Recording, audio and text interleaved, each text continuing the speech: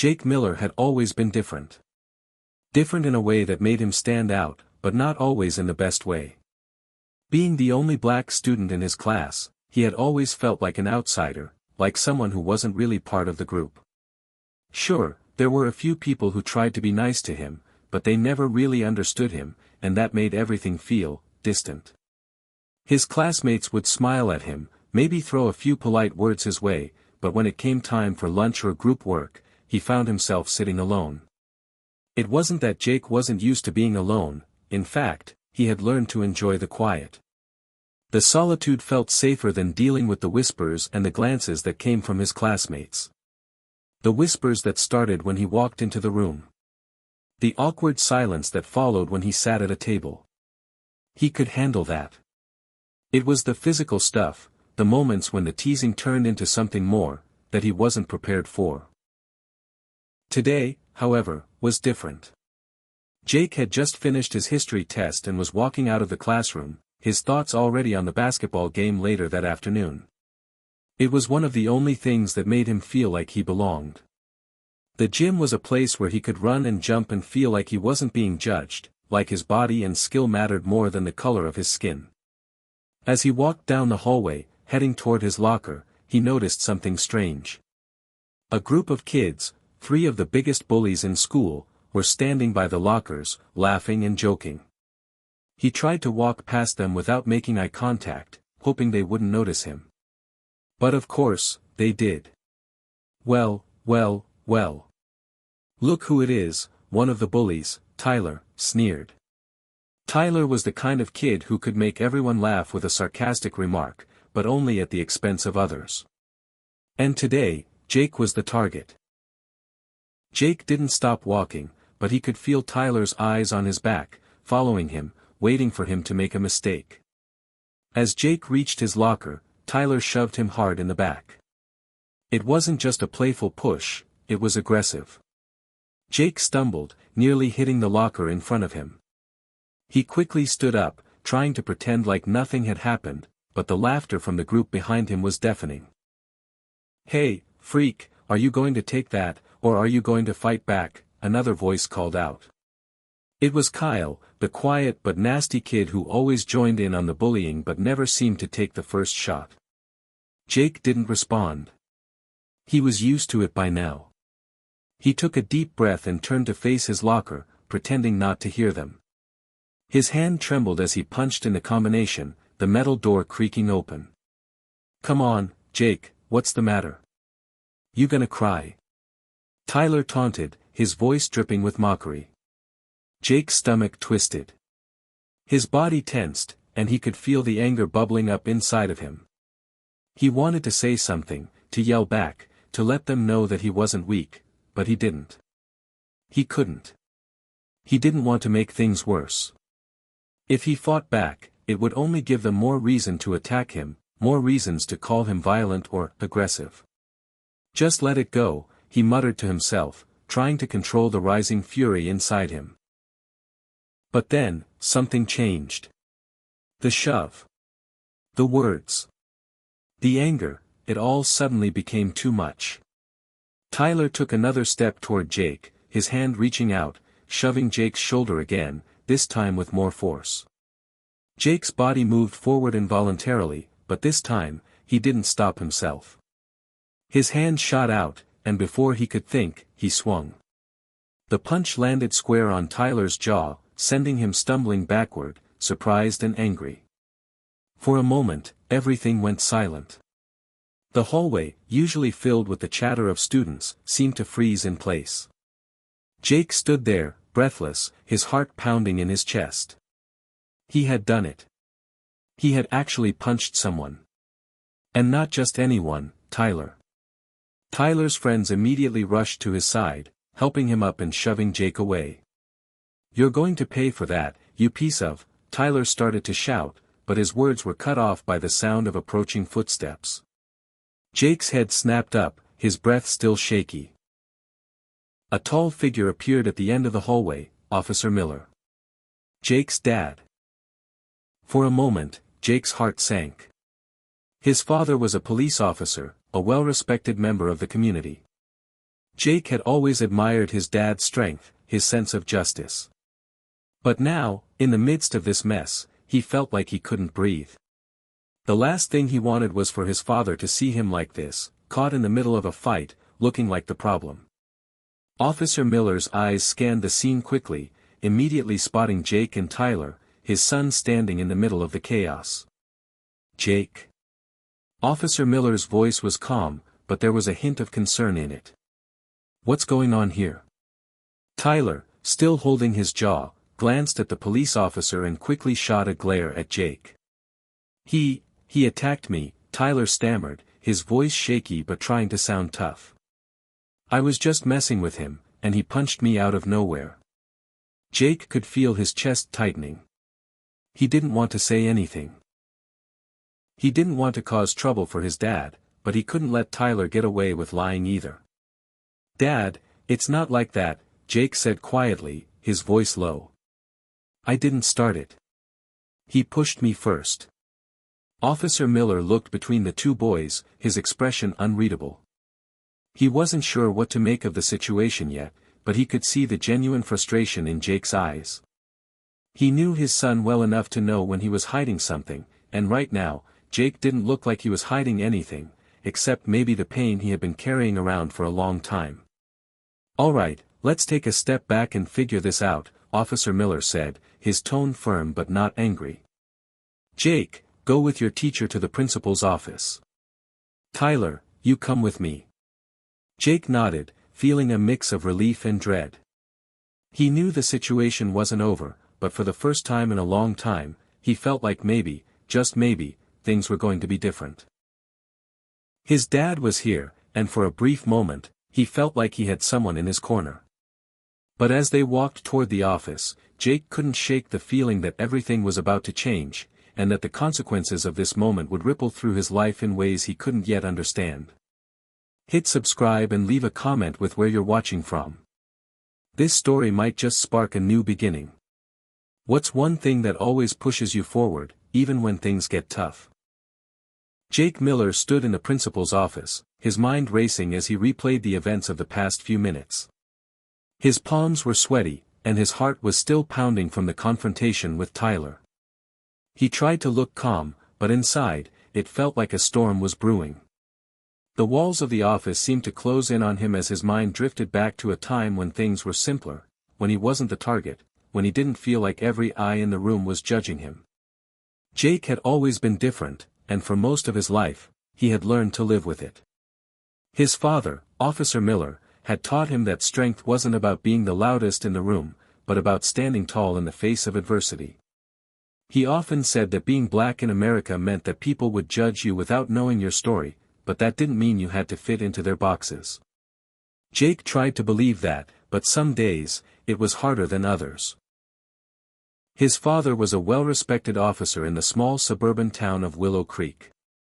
A man who'd earned his reputation through years of dedicated service, upholding the law and protecting the community. Officer Miller had a commanding presence, always calm and collected, and had earned the trust of both the police department and the citizens he served. Jake admired him, even though he knew that their relationship was complicated. Jake had always looked up to his dad, not just because he was a police officer, but because he was strong, determined, and unshakable. But the more Jake grew up, the more he realized that he was starting to drift further from his father's world. It wasn't just the job, it was the way his dad seemed to compartmentalize his emotions, the way he stayed so focused on protecting others, that often left little room for the emotional connection Jake craved. Jake's mother, on the other hand, had a gentler touch. She worked as a nurse at the local hospital, and although she was equally dedicated to her job, her kindness and understanding had always made her the one Jake could turn to when he needed to talk. She had a way of listening that made him feel like he mattered. But even with her empathy, there were days when Jake felt like neither of them could fully understand what he was going through at school. It wasn't just the bullying that bothered him, it was the constant feeling of being an outsider. In a small town like Willow Creek, where everyone knew each other, Jake often felt like he was carrying the weight of the world on his shoulders. He knew his classmates saw him as different, but no one seemed to understand the emotional toll that came with constantly being the only one. And it wasn't just the kids in school. Sometimes, it was the adults. He had overheard a conversation between his dad and a fellow officer at a family gathering once. They were talking about the challenges of policing a predominantly white community, about how it could be difficult to relate to the people they were supposed to protect. Jake had never mentioned it to his dad, but the word stung. The idea that his father, who worked tirelessly to make the town a better place, could still see the divide between them, had made him feel like an invisible barrier stood between them. In his room later that evening, after the chaos of the day had settled, Jake found himself staring out the window, his mind clouded with questions. He couldn't help but wonder if his dad knew how hard it was for him to fit in at school. Did he know that his son had started skipping lunch just to avoid the constant teasing? That he dreaded gym class because he could never measure up to the other boys on the basketball court? Did his dad know that every time Jake stepped into the hallway, he wondered if today would be the day the bullies decided to take things too far? Jake didn't have the answers, and for the first time in a long time, he wasn't sure who to turn to. His mother was busy, working late at the hospital, and his father, well, his father was always so consumed with his work. Jake knew he couldn't ask his dad to understand what it felt like to be a teenager, to navigate the complicated world of high school while also carrying the weight of being different. The only person who had ever really understood him, truly understood him, was Ben, his best friend since grade school. Ben was one of the few people who didn't treat Jake differently because of the color of his skin. They had bonded over their shared love of basketball and video games, and for a while, it seemed like nothing could come between them. But that was before Ben started hanging out with Tyler and the others. Before the group of popular kids began to pull Ben into their circle, and before Ben started laughing at the jokes about Jake that used to make him cringe. The hurt Jake felt when Ben laughed at a joke made at his expense was something he had never shared with anyone. It wasn't just the betrayal of it all, it was the realization that even his best friend didn't understand what it felt like to be an outsider. "Jake, can we talk?" Jake turned around, startled. His dad stood in the doorway of his room, his face serious but kind. The look in his eyes told Jake that this conversation wasn't over, that there was more to come. He hadn't expected his dad to come up to his room after the incident, and he certainly hadn't expected him to be so calm. "I know what happened today," Officer Miller continued, stepping into the room and sitting on the edge of Jake's bed. "And I know things haven't been easy for you at school. But you have to understand that I'm trying to help. I want to protect you, Jake. But sometimes, I can't protect you from everything. And I need you to talk to me. I can't fix things if you don't let me in." Jake opened his mouth to say something, but the words caught in his throat. The last thing he wanted to do was admit how hard it had been. Admitting it would make it real, and for the first time, Jake felt a lump form in his throat. He wanted to be strong, just like his dad, but in that moment, he felt anything but strong. He felt small, and tired, and scared. "I'm sorry, Dad," Jake finally whispered. "I didn't mean for things to get out of control. I just don't know what to do anymore." Officer Miller nodded, his eyes softening. "I know, son. I know. We're going to figure this out together. But you have to promise me something, promise me that you won't shut me out. Promise me that you'll talk to me when things get tough." Jake nodded silently, unsure of what to say. He didn't know how to promise that. He didn't know how to open up. But in that moment, he realized something. Maybe his dad didn't have all the answers, and maybe Jake didn't either. But they could at least try to figure it out together. The days after the altercation with Tyler were a blur for Jake. Everything felt different. The normal rhythm of school had shifted, like a clock ticking too fast, leaving him disoriented and unsure of what to expect. As much as he wanted to return to his usual routine, the tension from the incident lingered, creating an undercurrent of discomfort that Jake couldn't shake off. At home, things weren't much better. His dad had been quieter than usual, always deep in thought, his police officer instincts seemingly on high alert after what had happened. Jake could sense the unspoken weight between them, the questions his father didn't ask but surely wanted to, and the need for him to protect his son while still maintaining a professional distance. Jake's mom, though, was different. She had asked him multiple times if he wanted to talk about the incident, and though her concern was genuine, Jake couldn't bring himself to open up. How could he explain everything that had been building up for years, the isolation, the teasing, the quiet rage that had erupted in that hallway? How could he admit that even though he had acted out of self-defense, part of him felt like it was a long time coming? The phone call from the school had been short and direct. The principal, Mrs. Stevens, had spoken to Jake's dad, and an in-person meeting had been scheduled to discuss what happened. Jake had no idea what to expect. Would they suspend him? Would his dad be angry? The thought of facing the consequences made him feel a wave of anxiety rush over him every time he thought about it. When the bell rang, signaling the start of the school day, Jake hesitated outside the front doors of Willow Creek High.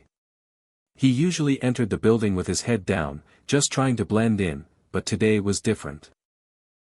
Today, he wasn't sure what to expect from his classmates, and he wasn't sure he was ready to face the consequences of what had happened. "Hey, Jake." Ben's voice broke through his thoughts, and Jake turned to see his best friend standing a few feet away, his backpack slung over one shoulder. Ben looked nervous, like he wasn't sure how to approach him. That was the thing about their friendship, it had always been easy, effortless, but now, it felt strained, fragile, like a thread that could snap at any moment. I wanted to talk," Ben continued, taking a step closer, his eyes darting around as if checking to see if anyone was watching. "About what happened with Tyler. I didn't mean for things to go that far. You know I never wanted to hurt you or anything." Jake swallowed hard. He wanted to say something, but his throat felt tight. He knew Ben didn't understand, how could he? Ben hadn't been the target of the bullying. Ben hadn't had to carry the weight of feeling different every single day. "Ben," Jake finally spoke, his voice barely above a whisper. "You don't get it. You think it was just a stupid fight, but it wasn't. It's been happening for a long time. Tyler, he's not the problem. It's everyone who just sits back and watches. The teasing, the way they look at me, it's like I don't even matter to them." Ben flinched, looking hurt. "Jake, that's not what I meant, man. I don't know what you go through. But I'm still your friend. I've always been your friend." Jake's anger flared up again, that familiar knot in his chest tightening. It wasn't just Ben, everyone seemed to miss the point. They could be his friend when it was easy, when they were all sitting around playing video games, but when it came time to stand up for him, to truly understand the weight of his experience, they backed off. And he didn't blame them. Not really. He blamed the world they lived in. "Yeah, well, I don't know if that's enough anymore," Jake said, his voice sharp. He immediately regretted the words as soon as they left his mouth. He wasn't mad at Ben, not really. But it was hard to explain just how tired he was of pretending everything was fine, of acting like he didn't care about the constant hurt. Ben opened his mouth to say something but stopped, clearly struggling with the words. "Jake, I don't want this to ruin our friendship. If there's anything I can do." But before Jake could respond, the sound of footsteps interrupted them. Tyler and his friends had walked up, sneering at the two of them as they passed. "Hey, Miller," Tyler called out with a mocking grin. "How's the face? Did you get enough of a beating yesterday, or do you need another round?" Jake's hands balled into fists at his sides. The anger, the frustration, everything from the past few days, came rushing back in an overwhelming wave. But before he could react, Ben put a hand on his shoulder, trying to calm him down. "Don't," Ben whispered, his voice pleading. Tyler and his friends chuckled as they walked past, making sure to bump into Jake as they did. The tension in the air was palpable, like something was about to snap. And Jake wasn't sure how much more of this he could take. Inside the school, the rest of the day passed in a blur. Every classroom felt like a courtroom, every hallway like a stage where people were watching, waiting for him to slip up. Every glance from his classmates felt like an accusation, every whispered conversation a judgment. It wasn't just Tyler, Jake could feel the weight of everyone else's eyes on him. His status at school had changed. No longer was he the quiet, unnoticed kid. Now, he was the one who had stood up for himself, and that made him both a target and a symbol in his school's social hierarchy. When the bell finally rang to signal the end of the day, Jake quickly gathered his things and walked out of the classroom. But as soon as he stepped into the hallway, his phone buzzed in his pocket. It was a text from his dad, "Meet me in the car. We need to talk." Jake's heart sank. The meeting at school. His dad must have known by now what happened, and Jake was about to face the consequences. As he made his way to the parking lot, his stomach churned with a mix of dread and anxiety. What was his dad going to say? How would he handle this? When Jake reached the car, Officer Miller was already sitting inside, his face calm but stern. Jake opened the door and slid into the passenger seat, trying to steady his breathing. "Jake," his father began, his voice measured, "I need you to tell me everything that happened." Jake paused for a moment, gathering his thoughts. He could feel his dad's eyes on him, waiting for him to speak. But what could he say? How could he explain everything he had been carrying, the hurt, the anger, the constant pressure to be something he wasn't? "I punched Tyler," Jake said, his voice flat. "I had to. He pushed me, and I couldn't just stand there anymore." His father nodded, as if already knowing the answer. "I understand. But you need to understand, son, that violence isn't the answer. I know you're frustrated. But you have to be careful. There's always a better way." Jake felt his throat tighten. He wanted to yell, to tell his father that he didn't understand, that he wasn't the one being pushed around every day. But instead, he remained silent, the weight of the conversation sitting heavily between them. "You've got to figure out how to handle these situations, Jake," Officer Miller continued. "And I'm here to help. We're going to work through this, together. But you have to promise me one thing. Promise me that you won't let this define you. That you won't let the anger control your actions." Jake nodded slowly. His father's words hung in the air, but they didn't seem to reach him. Not yet. The anger still burned in his chest, but for the first time, he realized that maybe, just maybe, his father wasn't trying to stop him from fighting back. He was trying to help him fight in a way that wouldn't hurt him in the long run. The drive home from school was quiet.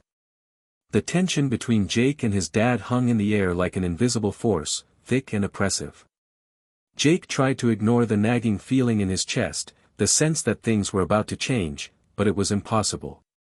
He felt like he was standing on the edge of something, teetering between holding on to what he knew and stepping into a new, unknown world. A world where his choices would matter more than ever. Officer Miller's hands gripped the steering wheel tightly, his knuckles turning white. Jake could feel the unspoken words hanging between them, just waiting to be said. It wasn't just about what had happened at school anymore, it was about something deeper. Something that neither of them had been able to fully address. Jake had always felt the strain in their relationship, the distance his father had created with his stoic, almost emotionless demeanor. And now, it was as if the gap between them had widened further. When they got home, Jake tried to slip inside without drawing attention. But his father was quick to follow him into the house, his voice low and controlled. "We need to talk, Jake. Now." Jake hesitated at the foot of the stairs. He knew this conversation was inevitable, but that didn't mean he was ready for it. He had hoped that somehow, he could avoid it, pretend that everything was fine for just a little longer. But his father wasn't going to let that happen. "Jake, sit down. This is important," Officer Miller said, his voice firm but not unkind. Jake sat down on the couch, feeling the weight of his father's gaze on him. For a long moment, neither of them spoke. Officer Miller looked at Jake as if searching for something, his expression unreadable. "I know this has been hard for you," his father finally said. "I can see it. And I know you're angry. You have every right to be. But I need you to listen to me. This thing with Tyler, this situation, it can't define who you are. It can't. You are not a fighter. You're more than that." Jake swallowed, the words catching in his throat. He wanted to scream, to tell his dad how unfair it all was. He was tired of being the one who always had to hold back, to be the bigger person, while everyone else got away with their actions. But instead of shouting, Jake looked down at his hands, feeling the heat rise to his face. "Dad, you don't get it," Jake said quietly. "You don't know what it's like. Every day, it's like a constant battle. At school, with the guys, with everyone who just looks at me differently. They don't see me as me. They see my skin. And they treat me like I'm something less because of it. It's not just Tyler. It's everyone." Officer Miller's face softened, and for the first time, Jake saw something resembling understanding in his dad's eyes. His father sat down beside him, close but not too close, as if giving Jake space to breathe. "I get it more than you think," his father said, his voice low. "I've been in this town long enough to know what it's like to be different. Not because of my skin, but because of the uniform I wear. People make assumptions about me, too. They think they know me because of the badge, because of what I do. But they don't. And that, son, that's what I've been trying to teach you. People will always make assumptions. They'll always judge. But what matters is how you respond." Jake shook his head, the words feeling hollow in his ears. "I don't know if I can keep doing this, Dad. It's too much. I can't keep pretending like it's okay." His father's gaze turned serious, and for the first time in a long while, Jake saw something close to vulnerability in his dad's eyes. "I never asked you to pretend, son. But I need you to understand something. Anger, it's a powerful thing. It can drive you. It can fuel you. But if you let it control you, it will destroy you. I've seen it happen. I've seen good people lose themselves to their rage, their hurt. You don't want to go down that road. Trust me." Jake looked at his dad, really looked at him for the first time in a long while. He could see the pain behind the stoic expression, the years of sacrifice and duty that had shaped his father into the man he was. His dad was right, anger could be a double-edged sword. Jake had felt it, had let it carry him in that moment with Tyler. But now that the dust had settled, he could see the consequences. And it scared him. "I don't know what to do," Jake said, his voice small. "I'm just so tired of fighting all the time. I just want it to stop." Officer Miller placed a hand on his son's shoulder, a rare gesture of comfort. "It's not going to stop, Jake. Not overnight. But you're not alone. You have people who care about you. Your mother, me, even Ben, if he's still your friend. You have to let us in. Let us help you." The words hung in the air, heavy with meaning. Let us help you. Jake didn't know if he could. He didn't know if he could let go of the anger that had been building inside of him for so long. But his father's words echoed in his mind, "Don't let the anger control you." As Jake sat there, trying to absorb his father's advice, something clicked inside him. This wasn't just about dealing with Tyler, or even the school. It was about learning how to navigate the world in a way that didn't let everything break him down. The world had tried to put him in a box, to label him as angry, as difficult, as the other. But maybe, just maybe, he didn't have to let those labels stick. Later that evening, after dinner, Jake sat alone in his room, the weight of the conversation still pressing on him. He was tired, emotionally and physically drained, but his mind wouldn't stop racing. He thought about his dad's words. He thought about the way he'd felt in the hallway at school, standing face to face with Tyler, his fists clenched and his heart pounding in his chest. It had felt good in a moment, feeling like he was finally taking control of the situation. But now that the rush of adrenaline had faded, Jake realized that it wasn't really control. It was just a reaction. And reactions, he knew, didn't always lead to the best outcomes. Jake didn't have all the answers. But he knew he couldn't keep going down the same path, letting anger dictate his actions. His father was right, there was always a better way. And maybe it was time to find it. As Jake lay down in bed that night, he made a decision. Tomorrow, he would go to school with a new mindset. He wouldn't let Tyler or anyone else control his emotions. He would find a way to rise above the conflict, to keep his dignity intact. It wouldn't be easy, and it wouldn't happen overnight, but he was ready to start his journey towards something different. The following morning, Jake awoke to the sound of his alarm blaring. The early rays of sunlight crept through his blinds, casting a soft glow over his room. It was a quiet morning, but the weight of the day ahead felt heavier than usual. He had spent the entire night thinking about the conversation with his dad, replaying the words over and over in his head. What his father had said about not letting anger control him echoed like a mantra, but Jake wasn't sure he was ready to let go of the fire that had kept him going for so long. He stood up, stretched, and dragged himself to the bathroom, splashing cold water on his face. The tiredness in his eyes didn't seem to fade, but he tried to shake it off. Today was a new day, and he had to approach it differently. He had decided, after all, that he wasn't going to let the anger win. But the problem was, the anger was always there, lurking just beneath the surface. And no matter how much he tried to push it down, it kept coming back, relentless and heavy. When he arrived at school, Jake felt the familiar knot in his stomach tighten. The walls of Willow Creek High seemed taller today, the hallway stretching endlessly before him. He wasn't sure what kind of reception he would get from the students, especially after what had happened with Tyler. Would people whisper about him? Would they stare? Would they be afraid to approach him, like they were suddenly unsure of how to treat him now that he had stood up for himself?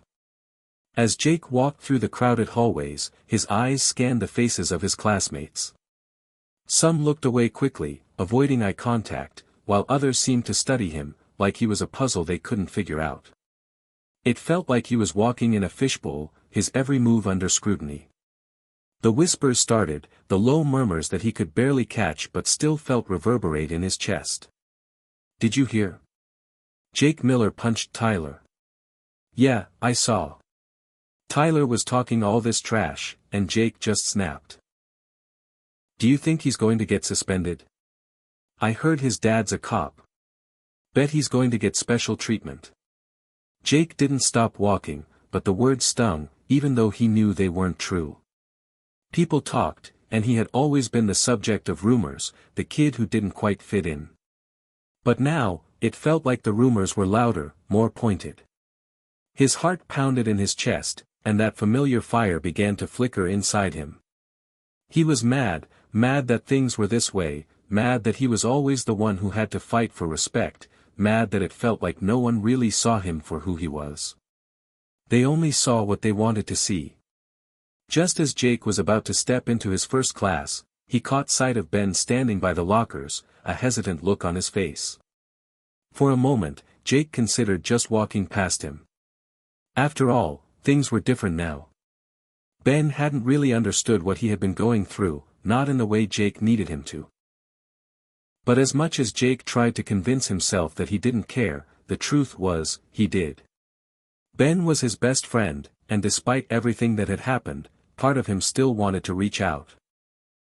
"Hey," Ben said when he saw Jake, his voice barely above a whisper. I wanted to talk. You know, about yesterday." Jake nodded, but there was an edge to his response.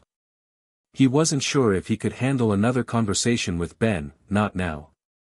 The weight of everything was already too much. "I don't think you get it, Ben," Jake said, his words sharp. "You're not the one who has to deal with this every day. You don't know what it's like to be treated like you don't belong, like people look at you and see something different, something wrong. You just don't get it. Ben flinched, as if Jake's words had physically struck him. For a moment, there was silence between them, the air thick with unspoken emotions. Then, Ben took a deep breath, his face a mixture of hurt and determination. I might not get it fully, Jake, he said, his voice quiet but steady, but I'm still your friend. And I want to help. I'm here, man. If you'll let me in. Jake hesitated.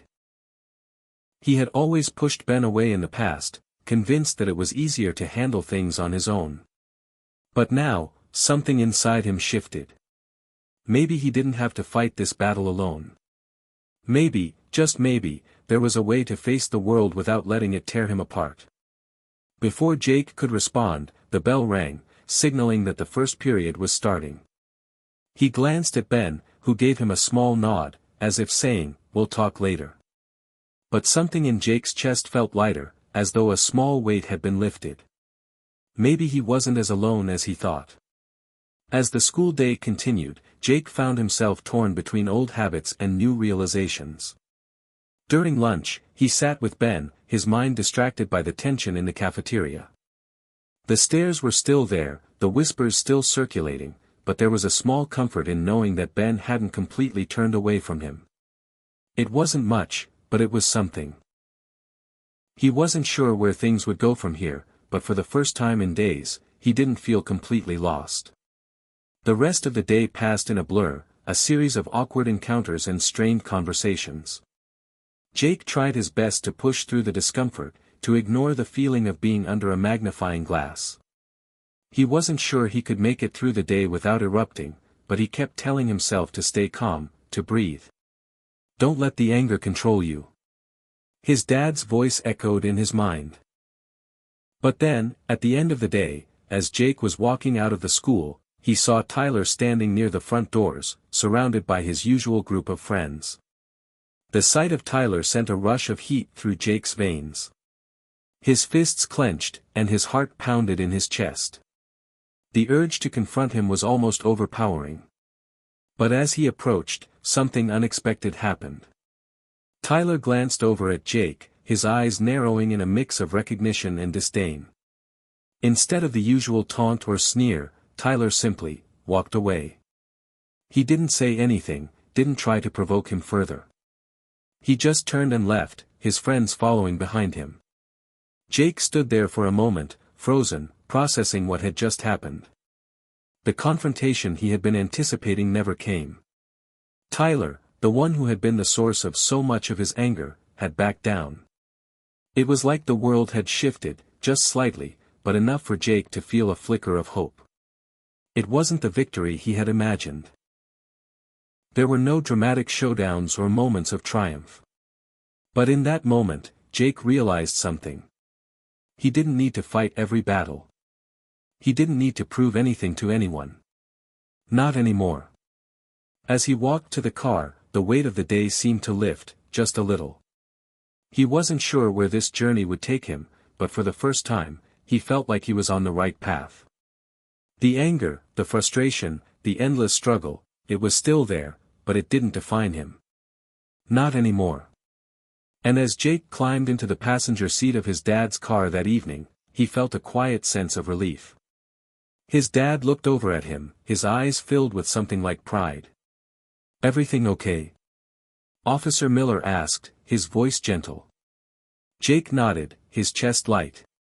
"Yeah, Dad. I think I'm starting to figure it out." For the first time in a long while, Jake felt like he was ready to face whatever came next. The days after the encounter with Tyler seemed to pass by in a blur. School had a strange stillness about it now, like the tension that had been building for so long had momentarily cracked open and let in a breath of fresh air. Jake wasn't sure what had changed. He didn't know if it was the way he'd handled the situation with Tyler or the fact that, for the first time in a while, he felt like he had some control over his own reactions. But whatever it was, things felt different. His relationship with Ben, too, had shifted. They had spent more time together in the days that followed, at lunch, after school, just hanging out like they used to before everything got so complicated. It wasn't perfect, but it was real. Ben had apologized for not being there for him sooner, but Jake didn't hold that against him. He understood now that Ben, like everyone else, had his own way of dealing with things. And now, more than ever, Jake felt like he was learning to forgive, not just others, but himself too. One afternoon, as Jake and Ben were walking out of the school, talking about their plans for the weekend, Jake's phone buzzed in his pocket. He pulled it out and saw a message from his dad. "Meet me at the station." Important. Jake's stomach tightened. He wasn't sure why, but he immediately felt a sense of unease. The urgency of his father's text didn't sit right with him.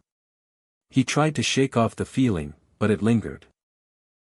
"I've got to head to the station," Jake said to Ben, trying to mask the anxiety in his voice. "I'll catch you later." Ben nodded, his brow furrowing. "Everything okay?" Jake wasn't sure how to answer that. He wanted to say that everything was fine, but he couldn't shake the feeling that something big was coming. "Yeah, I'm sure it's nothing," Jake said, forcing a small smile. "I'll talk to you later." He watched Ben walk off, still feeling unsettled. The familiar walk to the police station felt longer today, the weight of the unknown pressing down on him. What could his dad want?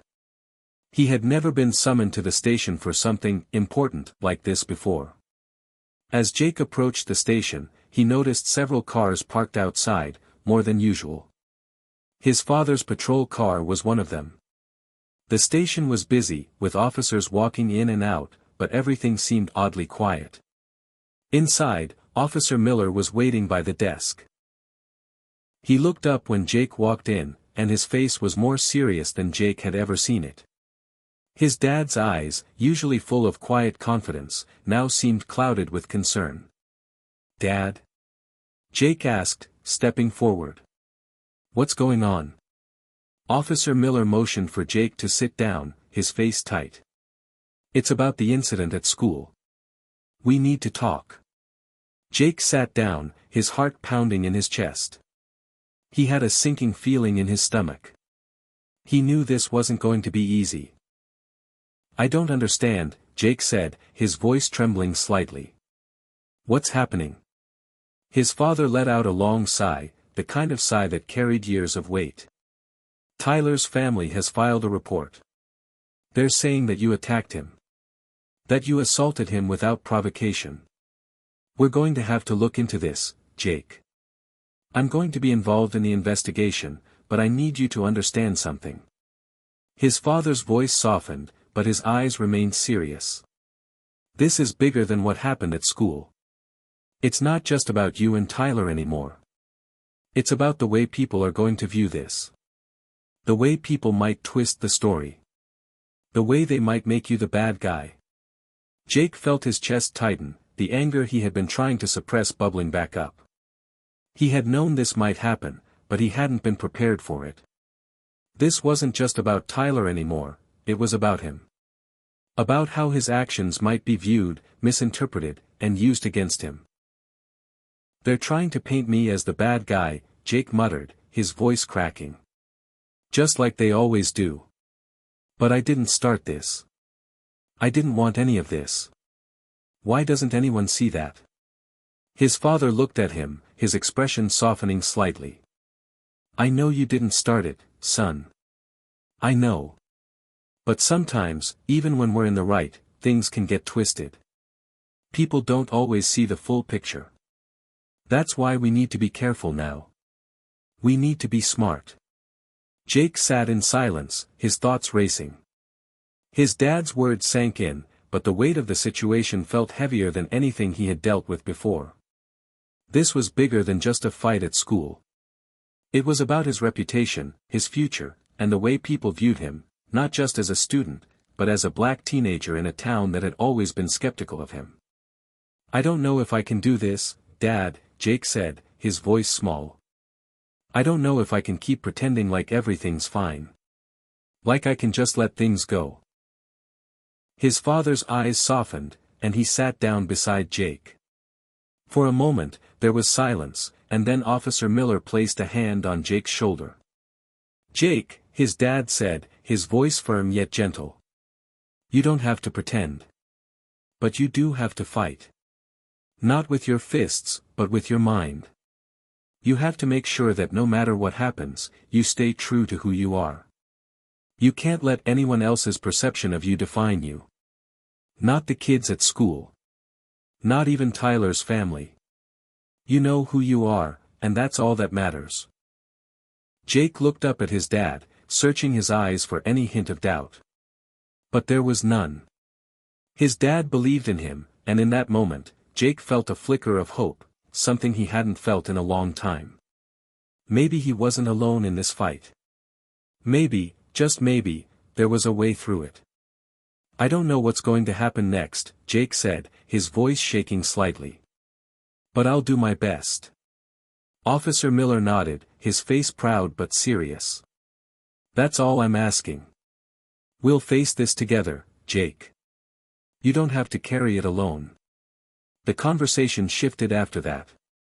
Officer Miller explained the steps that would follow, the investigation, the interviews, the possible consequences. It wasn't an easy conversation, but it was necessary. Jake knew that his dad was doing everything he could to protect him, even if it meant navigating through a difficult and often unfair system. As they walked out of the station together, Jake felt both heavy and light at the same time. He was scared, yes. But he wasn't as alone as he had felt before. His dad had his back. He could see it now, clearer than ever. That night, after dinner, Jake sat on his bed, thinking about everything that had happened. The fight with Tyler. The tension at school. The conversation with his dad. He didn't know where this was all headed, but he knew one thing, he was ready to face it. Not because he had all the answers, but because he knew now that he didn't have to do it alone. For the first time in a long time, Jake felt a sense of peace. Not because everything was perfect, but because he had finally accepted that life wasn't perfect. He didn't have control over everything, but he did have control over how he responded. And that, he realized, was enough. The days after Jake's conversation with his father at the station felt like an endless swirl of emotions. His thoughts were scattered, filled with uncertainty and unease. He had always been a fighter, but now, fighting didn't seem like the answer. Fighting didn't feel like the right choice anymore. His dad had warned him, this wasn't just about fists. This was about navigating a system that could twist everything in ways he couldn't control. His life, his reputation, his very identity, these were all now in the hands of a system that wasn't always fair. But Jake was determined. He had to learn how to face this storm with the same strength he had once used to face the world head-on. If he was going to survive this, he had to climb. And he had to climb with everything he had. That morning, he sat on his bed, looking out the window at the dull gray sky. It felt like everything in his world had taken on a more somber hue. It had been nearly a week since the altercation with Tyler, and Jake had been walking around with the weight of it hanging over him. The whispers at school had quieted down, but the damage had been done. There were still students who eyed him warily, students who remembered what had happened, students who couldn't forget. And then there were those who looked at him as if he were some kind of hero, standing up against the bully, fighting for justice. But that wasn't how Jake saw it. He hadn't fought for justice. He had fought because he was tired of being pushed around, tired of being silenced. He had reacted because he felt he had no other choice. What Jake was realizing now was that the fight wasn't over. It had just begun. At breakfast that morning, his dad had given him a look that said everything without saying a word. Officer Miller wasn't one to show much emotion, but today his eyes were heavy, knowing how much this was taking a toll on his son. They both sat silently at the kitchen table, eating their eggs and toast, the clinking of silverware the only sound between them. Jake, his father finally said, breaking the silence. I know things have been tough. You're feeling like the whole world is against you right now. I get it. But I need you to stay focused. The investigation is still ongoing. It's going to take time. But you need to keep doing your best at school. Don't let this pull you down. You have a future, son. Don't lose sight of it. Jake stared at his plate, his fingers tracing the edge of his mug. His dad's words were comforting in a way, but they also stung. He didn't want to be constantly told what to do. He didn't want to hear about the future. The future felt like a distant, unreachable thing. What mattered now was what was right in front of him, his present, his reality, which felt like it was crumbling in ways he couldn't explain. I know, Dad, Jake finally said, his voice flat. But how do I keep going? How do I keep pretending like everything's fine when it's not? His father reached across the table, his hand resting gently on Jake's. You don't have to pretend, Jake. Just take it one day at a time. Do your best. And we'll get through this together. The conversation ended there, but Jake's thoughts lingered. One day at a time. It sounded easy enough in theory. But every day felt like it brought a new challenge, a new weight. He didn't know how much longer he could hold up under it. That afternoon, Jake was called into the principal's office. He had been expecting this. It was just a matter of time before they wanted to discuss the incident and the report filed by Tyler's family. He wasn't sure what to expect, but the thought of being questioned made him feel like he was sinking into a pit of dread. When he walked into Principal Matthews' office, she was sitting behind her desk, a stack of papers in front of her. She looked up when he entered, her expression neutral, almost unreadable. Jake, she said, motioning for him to sit down. Thank you for coming in. I want to talk to you about what happened last week. Jake nodded, sitting down across from her. His palms felt clammy, and he clenched his fists under the table, trying to steady his breathing. I know this situation has been difficult for everyone involved, Principal Matthews continued. But I need to understand what happened from your perspective. Can you walk me through it? Jake hesitated. He didn't want to relive it. He didn't want to go over every detail again.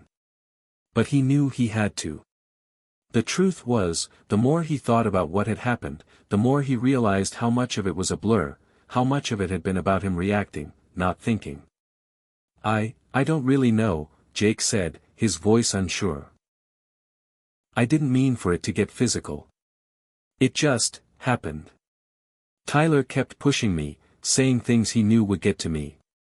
He pushed all the wrong buttons. And I guess I just snapped. Principal Matthews looked at him for a moment, her gaze steady. Jake, I understand that you were upset. But this is a serious matter. Tyler is claiming that you attacked him without provocation. You know how that could affect your record here. Jake looked up at her, meeting her eyes. I didn't attack him, though. I reacted. There's a difference. I understand that, Jake, she said. But sometimes, how we react is just as important as what caused it in the first place. You have to understand the gravity of this situation. I'm just trying to get to the bottom of it. We're still investigating. Jake sat back in his chair, frustrated. He had heard these words too many times before, investigating, getting to the bottom of it. It always felt like they were searching for something he couldn't give them. He wasn't sure what they wanted him to say, what they wanted him to prove.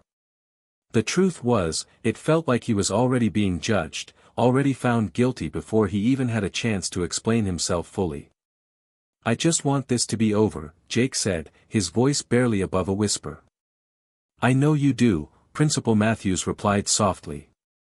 But we have to go through the proper steps. You need to cooperate with the investigation, Jake.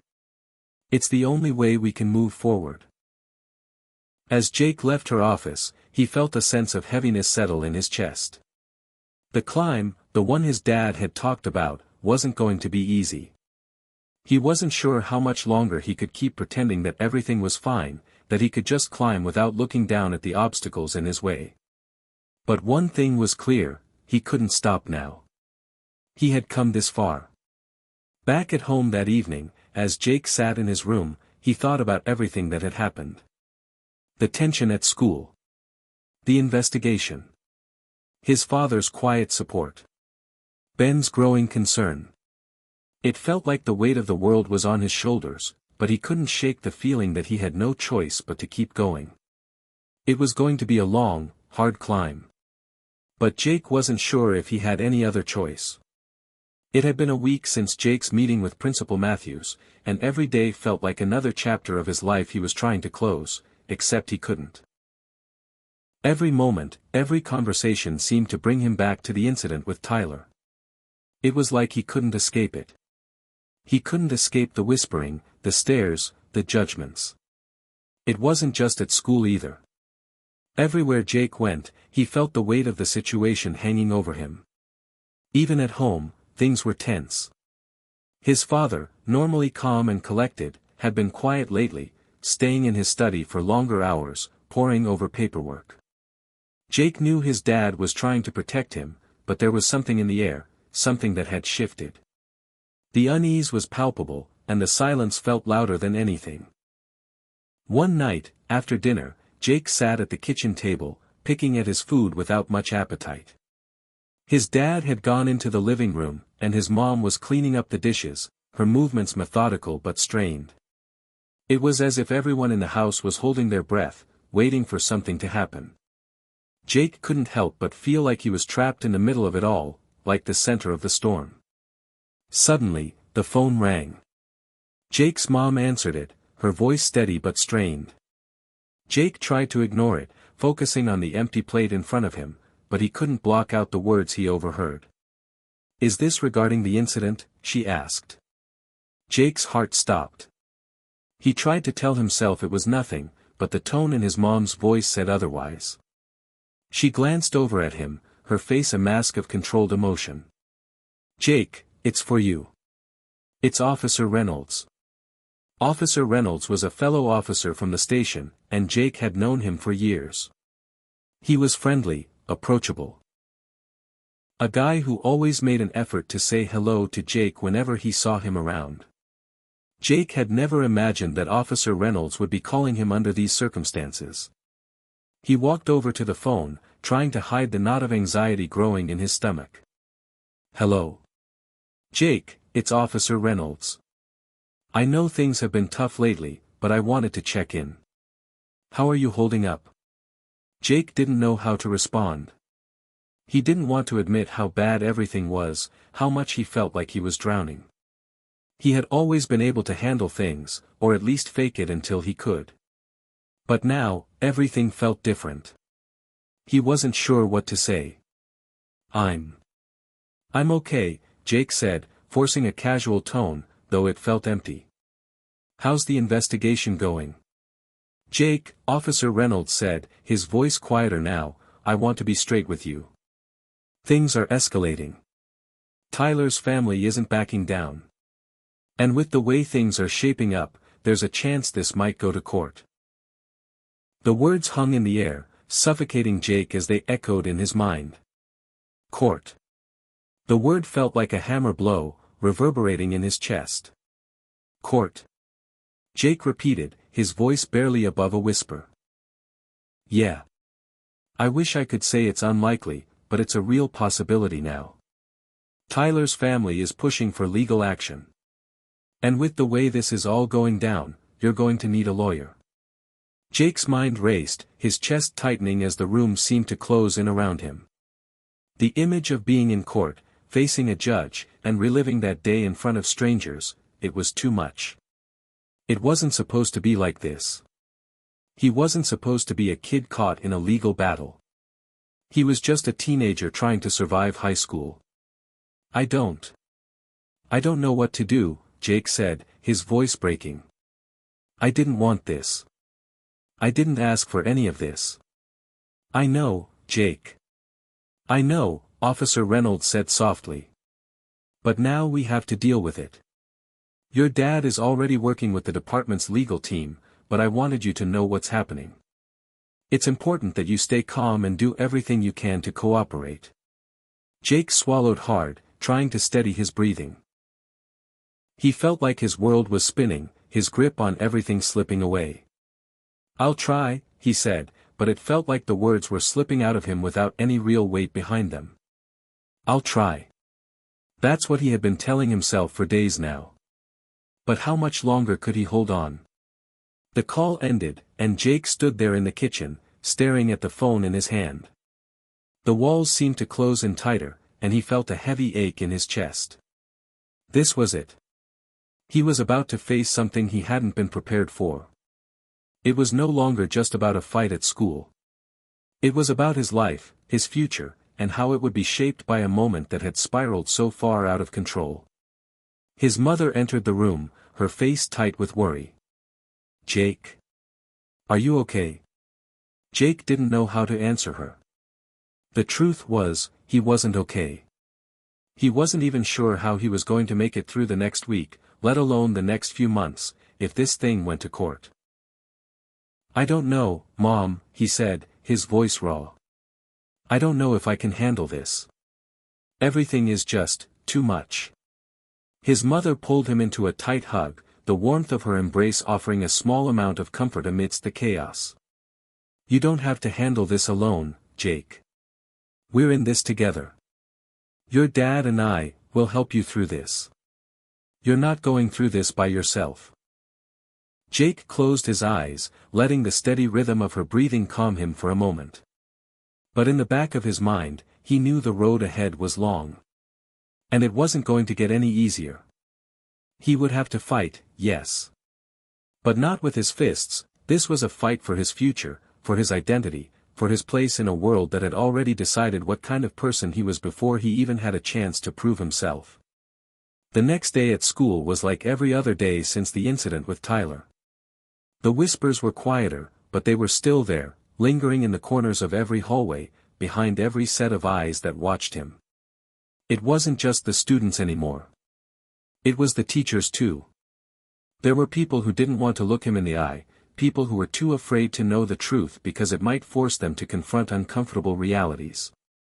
As Jake walked through the halls, he couldn't shake the feeling that he was being watched from every direction. His every step felt like it was being scrutinized. Every word he spoke felt like it carried more weight than it should. He wanted to blend in. He wanted to go back to being invisible, back to the time before everything had gone so wrong. But that wasn't an option anymore. He was in this now. No matter how hard he tried to escape, no matter how much he wanted to forget about it, the truth was, his life had changed. And the only thing he could control now was how he reacted to it. It was time to face it. The days that followed Officer Reynolds' phone call felt like they stretched on forever, each one a blur of tension and uncertainty. Jake found it harder to focus at school. Every class felt like a chore, each assignment a reminder that the weight of the world was pressing down on him. His friends, Ben, Marissa, and even Tyler's other classmates, tried to offer him comfort, but the words never seemed to reach him. He was locked in a battle he didn't want to fight, and he wasn't sure how to fight it. It had become clear, this was bigger than just a fight at school. This was about his future, his reputation, his very identity. The legal implications, the constant scrutiny, the fact that he could now be facing criminal charges, it felt suffocating. His mind raced at night, replaying that day with Tyler over and over again. What if he had handled it differently? What if he had just walked away? But deep down, Jake knew the answer. He wasn't in control of that moment. He had been pushed, cornered, made to feel powerless until something inside him broke. Now, the consequences of that moment were crashing down on him. As the weekend approached, Jake found himself standing in front of his bathroom mirror one morning, staring at his reflection. His usual confident self was gone, replaced by a kid who wasn't sure who he was anymore. The boy staring back at him didn't seem like someone who would get involved in something like this. He wasn't a fighter. He was just a teenager trying to figure it out. His phone buzzed on the counter, dragging his attention away from the mirror. He picked it up, saw a text from Ben. "You good, bro?" Jake stared at the screen for a moment, feeling the weight of the words. How could he answer that question? He wasn't sure if "good" would ever be something he could say again. But he couldn't ignore Ben. Ben was his best friend. The one who had been there for him since they were kids. "I'm fine." Jake typed the words, even though he didn't believe them. Ben's reply was almost instant. "No, you're not. I can tell. Let's talk later." Jake sighed, knowing Ben wouldn't let it go. He could always count on Ben to push past the surface. He just didn't know if he was ready for the conversation. Ben knew about the fight with Tyler, but he didn't know everything: the pressure from his dad, the looming court case, the sense of isolation Jake felt in his own skin. Jake wasn't sure he wanted to burden Ben with that. But then again, maybe Ben was the one person who could help him see a way forward. That afternoon, Jake's parents called him into the living room. They were both sitting on the couch, and his dad looked serious, more serious than usual. Jake immediately felt the shift in the atmosphere, as if they were about to have a conversation that would change everything. "Jake," his dad began, his voice low, "we need to talk about the legal situation. Your mom and I have been working with the department's legal team, and we need to make sure you're prepared for the next steps." Jake nodded, though a knot formed in his stomach. "What's the next step?" he asked quietly. His dad exchanged a look with his mom before turning back to Jake. "You need to speak with a lawyer. We've already contacted someone, a professional who specializes in these kinds of cases. I know you didn't want to hear that, but the fact is, things are moving fast now. The investigation is progressing, and it's important that you have someone to represent your interests." Jake's mind raced. A lawyer? The thought of sitting in a room with someone whose job was to protect him from the law felt so foreign, so surreal. It was one thing to talk to his parents or Officer Reynolds, it was another to face the legal system head-on. "Dad, do I really need a lawyer? Can't we just talk to Principal Matthews again? Maybe clear things up?" Jake asked, his voice laced with desperation. His father's expression softened, but his voice remained firm. "It's not that simple, son. The situation is more complicated than you realize. Tyler's family isn't backing down, and they're seeking legal action. You need someone who knows how to navigate this system, someone who can make sure you're not taken advantage of." Jake felt a lump form in his throat. He wanted to argue, wanted to deny the reality of it all, but he couldn't. His father's words hit too close to home. His mom leaned forward. "Jake, I know this is overwhelming, but this is about protecting your future. You have so much potential, and we want to make sure that this one incident doesn't define you." Jake ran his hand through his hair, staring at the floor, trying to process everything. It was a lot. Too much, in fact. But there was no turning back now. It wasn't just about the fight with Tyler, it was about everything that had come after it. The whispers, the pressure, the uncertainty. His life had been altered in ways he hadn't expected, and now he had to find a way to move forward, even if it meant accepting that this was bigger than him. "I understand," Jake finally said, his voice quiet. He didn't feel like he understood. He wasn't sure if he'd ever understand. But what choice did he have? His dad gave him a firm nod. "We'll make sure you're ready, Jake. You're not alone in this." That night, after the conversation with his parents, Jake felt like he was carrying the weight of the world on his shoulders. The weight of the investigation. The pressure of the legal proceedings. The fear of what could happen. As he lay in bed that night, staring up at the ceiling, he realized something. It wasn't just about surviving this. It wasn't about making it to the end of the ordeal. It was about what came next. How he would emerge from this experience. Would he be stronger? Or would he be broken by it all? The next few weeks would determine that. And he had no choice but to face it head-on. The phone buzzed on his nightstand, startling Jake out of his thoughts. He grabbed it and saw a new text from Ben. "Hey, we still on for tomorrow?" Jake felt a small flicker of hope. For the first time in what felt like forever, he smiled a little. "Yeah, let's do it. Maybe, just maybe, the road ahead wouldn't be as lonely as it felt. The next day, Jake and Ben met at their usual spot by the park. It had become a ritual for the two of them to meet there after school, where they could unwind and talk about anything other than school. Today, Jake was grateful for it more than ever. Ben was waiting for him at the bench when Jake arrived, looking as casual as ever, but there was concern in his eyes when he saw Jake's face. "You okay, man?" Ben asked, his voice softer than usual. Jake sat down beside him, his thoughts still racing. "Not really," he admitted. "Everything's moving too fast. I don't know if I can keep up with it." Ben didn't say anything right away, just sat quietly beside him, letting Jake breathe for a moment. Then, after a few seconds of silence, he spoke. "You don't have to do it all alone, Jake. You know that, right?" Jake nodded, though part of him still wasn't sure if he believed it. But for the first time in weeks, he felt like he wasn't carrying the burden by himself. It was a start. The weight of everything still pressed down on Jake's chest as he sat in his bedroom, the soft glow of his desk lamp illuminating the pile of papers in front of him.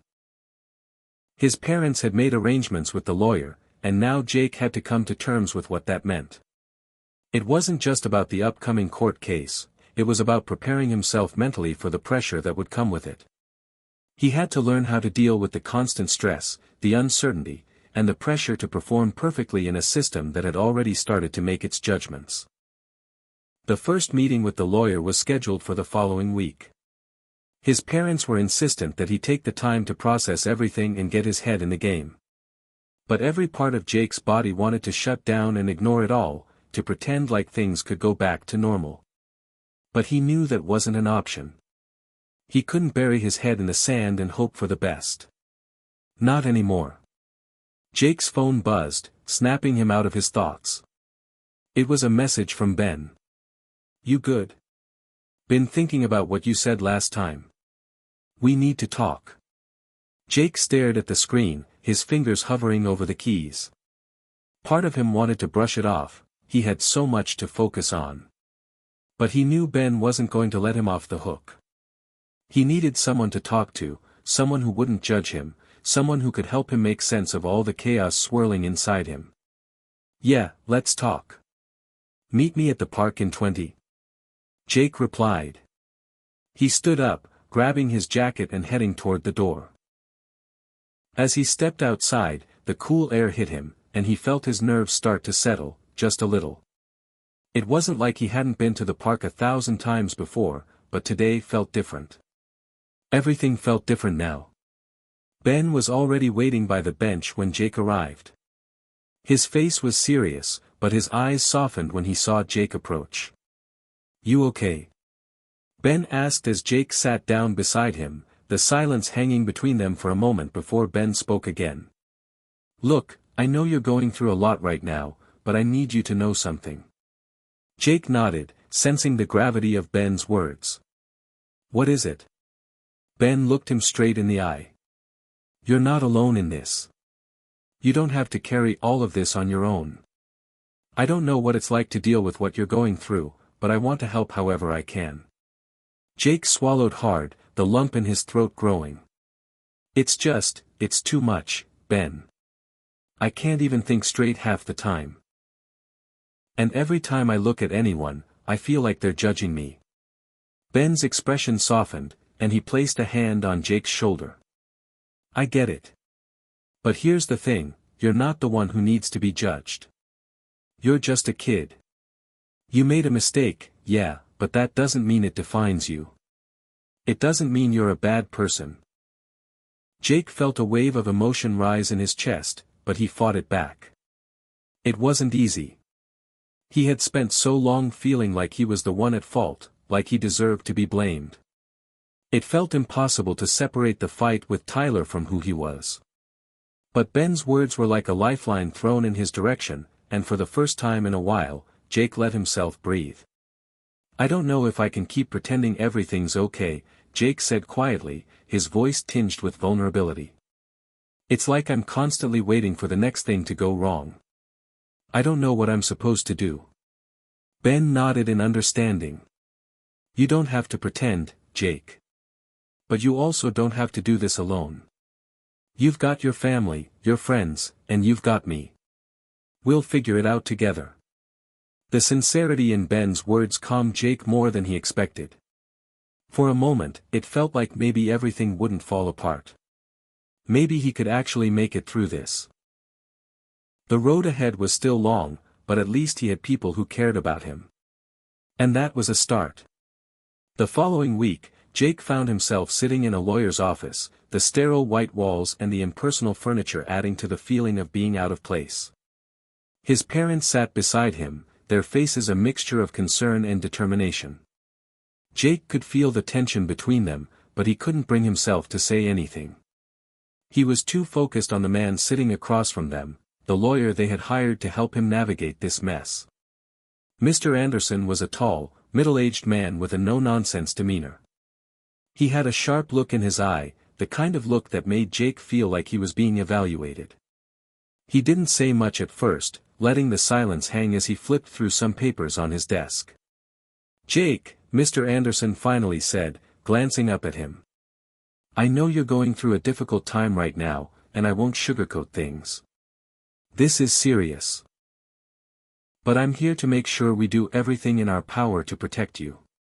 Jake swallowed hard, unsure how to respond. It was one thing to hear the seriousness from his parents, it was another to hear it from someone whose job it was to deal with legal matters every day. We're going to need your full cooperation in this, Jake, Mr. Anderson continued.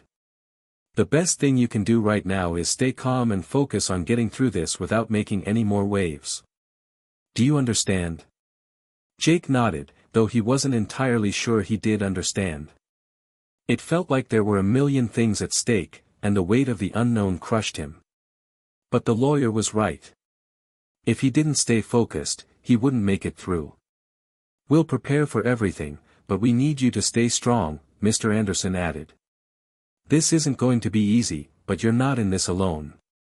Jake could hear the determination in the lawyer's voice, and for the first time, he felt a small flicker of hope. Maybe, just maybe, he could get through this. But he knew it wouldn't be simple. This fight was only just beginning. The next few days passed in a blur. Every moment felt like a battle, internally and externally. School was still a minefield, with Tyler's friends and classmates treating him like a stranger. Some avoided him altogether, while others stared at him with suspicion and judgment. But Jake had started to steel himself for the stairs. He had no choice. His parents kept their distance at home, respecting Jake's need for space but still offering constant reassurance. His dad was focused on his job and the case, while his mom tried to keep everything else as normal as possible. The pressure was mounting, but Jake had started to realize that normal didn't exist for him anymore. There was no going back. One afternoon, as Jake was walking out of class, he saw someone standing near his locker. It was Marissa, his old friend from history class. She smiled when she saw him and waved, but there was a hesitant look in her eyes. Jake's stomach twisted. He wasn't sure what to expect from her anymore. Everyone had taken sides after the fight with Tyler, some blaming him, some supporting him. But he wasn't sure where Marissa stood. Hey, Jake, she said softly as he approached. Hey, Marissa, he replied, trying to sound casual, though his heart was racing. What's up? I wanted to talk, she said, her voice quiet. I've been hearing a lot of things, and I wanted to know how you're doing. Are you okay? Jake looked at her, surprised by the concern in her eyes. It was a relief to know that not everyone had written him off, but at the same time, he didn't know how much he could share. The weight of everything was too heavy to explain in a few sentences. I'm trying to be okay, he said, his voice barely above a whisper. Marissa nodded. If you ever need to talk. I'm here, Jake. I know things are tough right now, but I believe in you. Her words, though simple, felt like a lifeline. Jake realized, maybe for the first time, that despite everything he was facing, there were still people who cared. That mattered. A lot. The days were starting to blur together for Jake. School was becoming a maze of whispers, sideways glances, and the occasional confrontation that he would rather forget. The weight of the legal battle was never far from his mind, and every morning as he sat down at his desk, his stomach would churn with the thought of everything that was coming.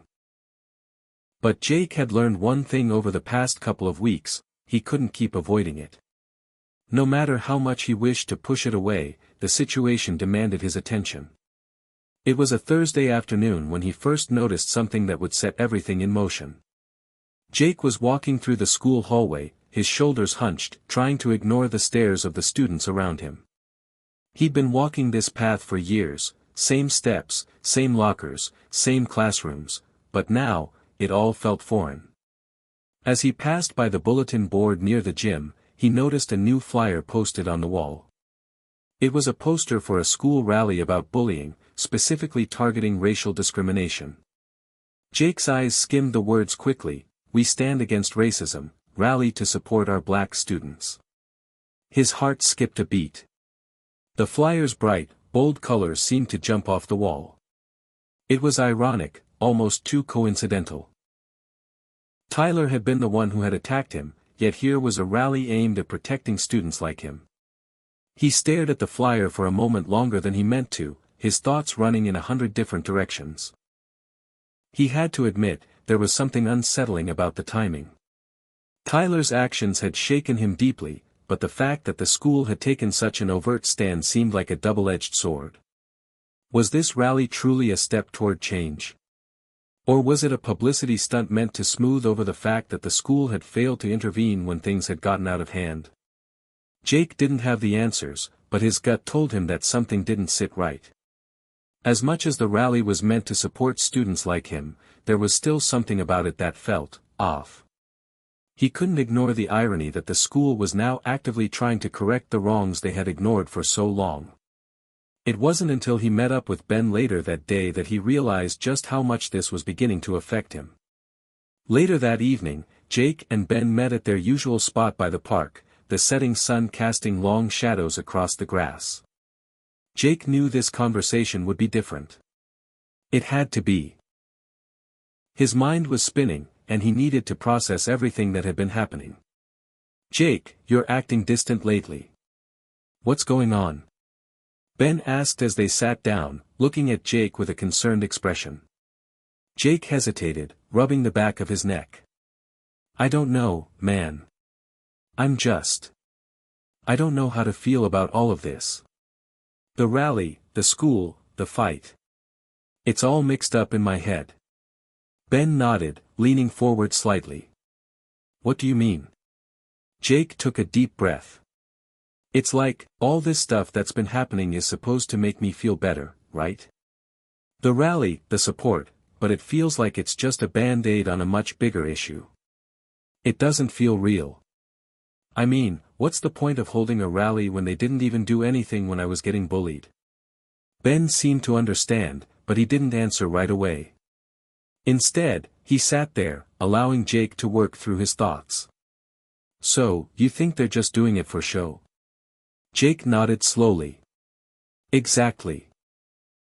The whole thing feels like a way for the school to say, 'Look, we're doing something.' But it's not about fixing anything. It's just about making them look good.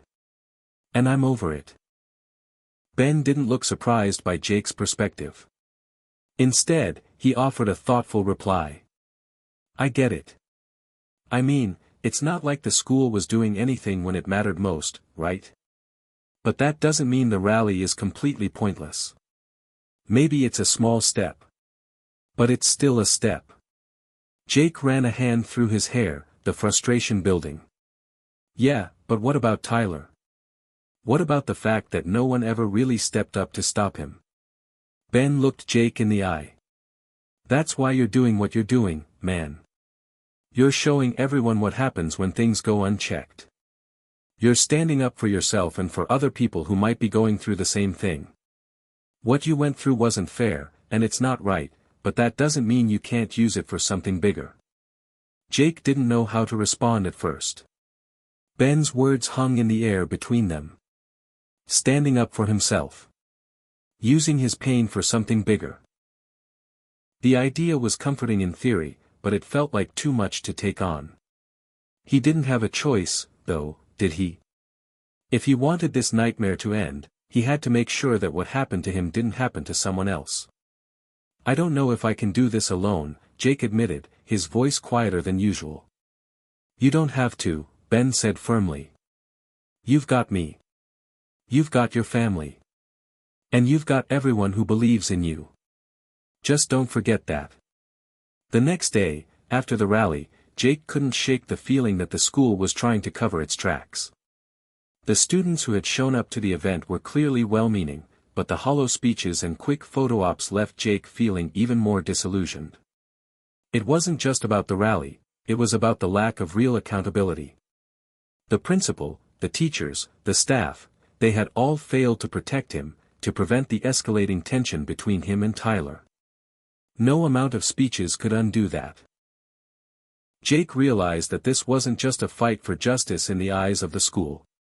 This was a personal fight for his dignity, for recognition that he had been wronged, and for the hope that someone, anyone, would step in to do what was right. His mind was whirling as he walked into his next class, a bit late as usual.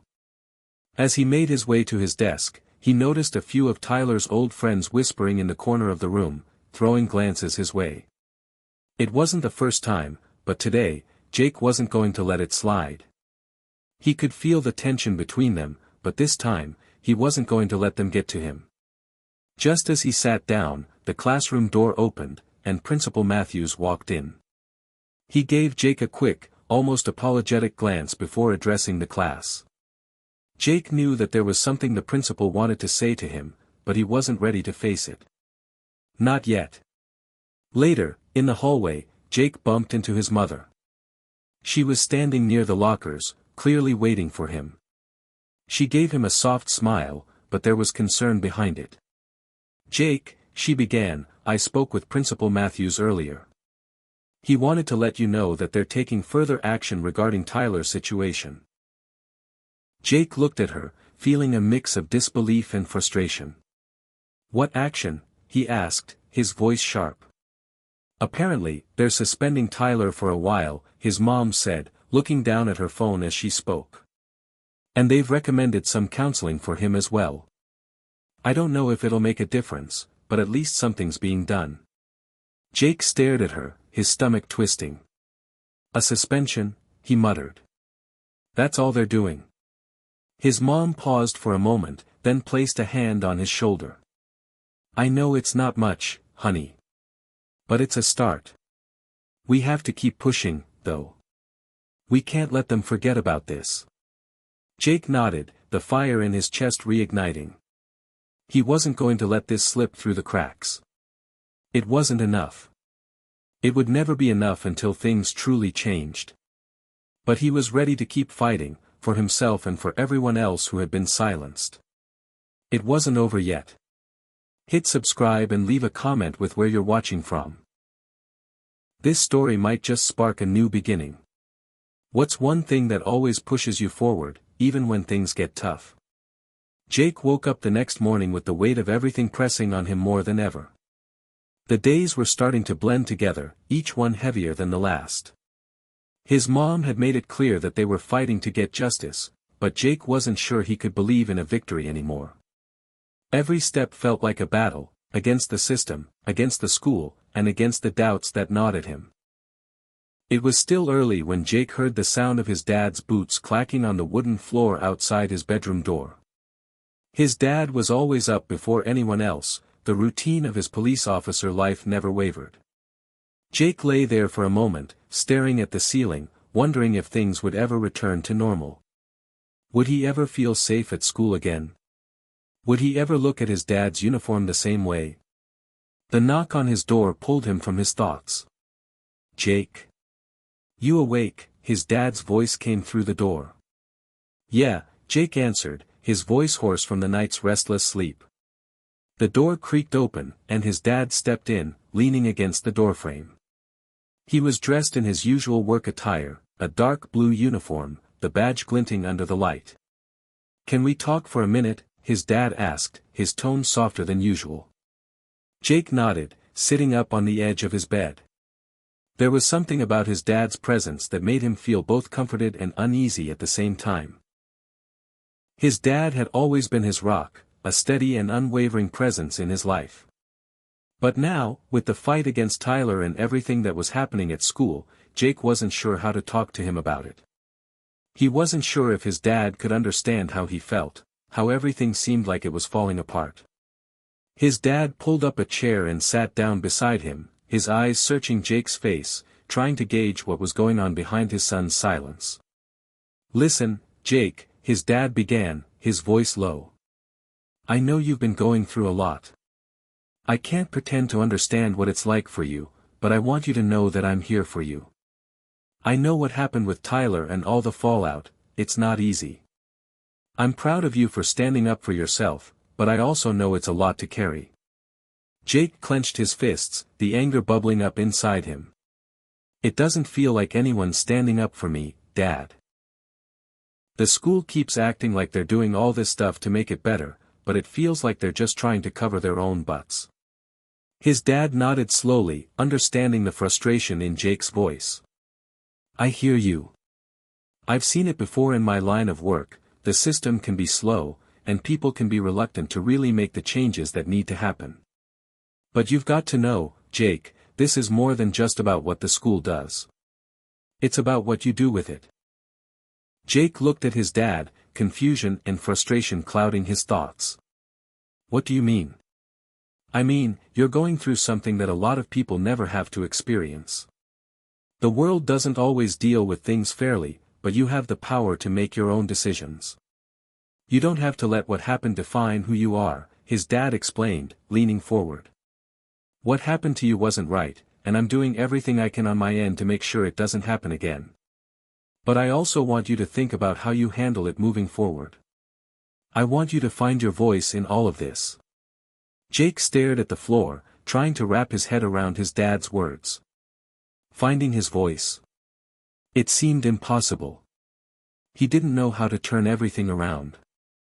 How could he stand up when all he felt was powerless? "But Dad," Jake said, his voice barely above a whisper. "What if people don't believe me? What if I keep getting pushed down? I don't want to be the kid who gets blamed for everything just because of the color of his skin. I don't want that to be my life." His dad was quiet for a moment, and Jake felt the weight of his words settle between them. Finally, his dad placed a hand on his shoulder, a gesture of reassurance. "No one's going to silence you, Jake. Not if you don't let them. You've got me, and you've got your mom, and I know you've got your friends. But most importantly, you've got yourself. And that's all you need to keep fighting for what's right." Jake let his dad's words sink in. They felt like a lifeline, even if he wasn't sure he was ready to hold on to it yet. "I don't know if I'm ready for this," Jake confessed. "I don't know if I can keep going." "You don't have to have all the answers today," his dad said, standing up. "Just take it one step at a time. It's not about having it all figured out. It's about doing what you can, when you can." Jake nodded, feeling the heaviness in his chest lighten just a little. He wasn't sure what the future held, but his dad's words gave him a glimmer of hope, a small spark that maybe he could face this, step by step. Later that afternoon, Jake found himself walking the halls of school again, but this time, something felt different. He had talked to his dad, and while he still wasn't sure about everything, he was beginning to understand that he didn't have to go through this fight alone. He had his family, his friends, and, most importantly, he had his own voice. As he turned the corner toward his locker, he saw Marissa standing there, waiting for him. Her eyes lit up when she saw him, and she walked over quickly. "Hey, you doing okay?" she asked, her voice soft but caring. Jake shrugged, still unsure of how to answer. "I'm getting there, I guess. It's just hard." "I get it," Marissa said, her gaze steady. "But you're doing the right thing. You're standing up for yourself, and that's more than most people ever do. Jake appreciated her words, but a knot still twisted in his stomach. It wasn't easy. Nothing about this felt easy. But maybe, just maybe, he was starting to believe that he could do it. He could fight back against what had been done to him, and maybe, just maybe, he could change the way things were. Before Jake could respond, the bell rang, signaling the start of the next class. "All right, I gotta go," Jake said, starting to walk away. "But thanks, Marissa." She smiled, giving him a small wave. "Anytime, Jake. You're not alone in this." As Jake walked into his classroom, his mind buzzed with everything he had to face. The fight wasn't over. It wasn't even close to being over. But for the first time in a long while, Jake felt like maybe he was strong enough to face it. Maybe he could turn the tide. One step at a time. The following week passed in a blur for Jake. School felt like an endless cycle of tension and release, but mostly tension. Each day, he could feel the eyes on him, some sympathetic, others cold with judgment. He wasn't just walking through the halls anymore, he was under surveillance, a constant reminder that things weren't quite right. The whole school seemed to be buzzing with anticipation, waiting to see how he would react next. It was early Thursday morning when he received an unexpected email. The subject line caught his attention: "Important meeting, regarding Tyler's suspension." Jake stared at the message for a moment, unsure whether he wanted to open it. His stomach churned. His dad's words still echoed in his mind, "It's about what you do with it." But what was there left to do? What was the point of a suspension if it didn't change anything? If Tyler was still out there, walking the same halls, still holding the power to torment him? He clicked on the email. "Jake, we'd like to invite you to a meeting with the school administration regarding Tyler's suspension. This meeting will address his behavior, as well as the next steps for ensuring a safe learning environment. Please meet us in the principal's office at 2 p.m. today. We look forward to your input." Jake felt the walls closing in on him. What input do they want from me? He wondered, feeling both the weight of the invitation and the growing frustration inside him. He wasn't sure what they expected him to say. There was no question in his mind that Tyler had crossed a line. He had seen the evidence in the form of bruises, broken promises, and stolen peace. What more could they possibly need?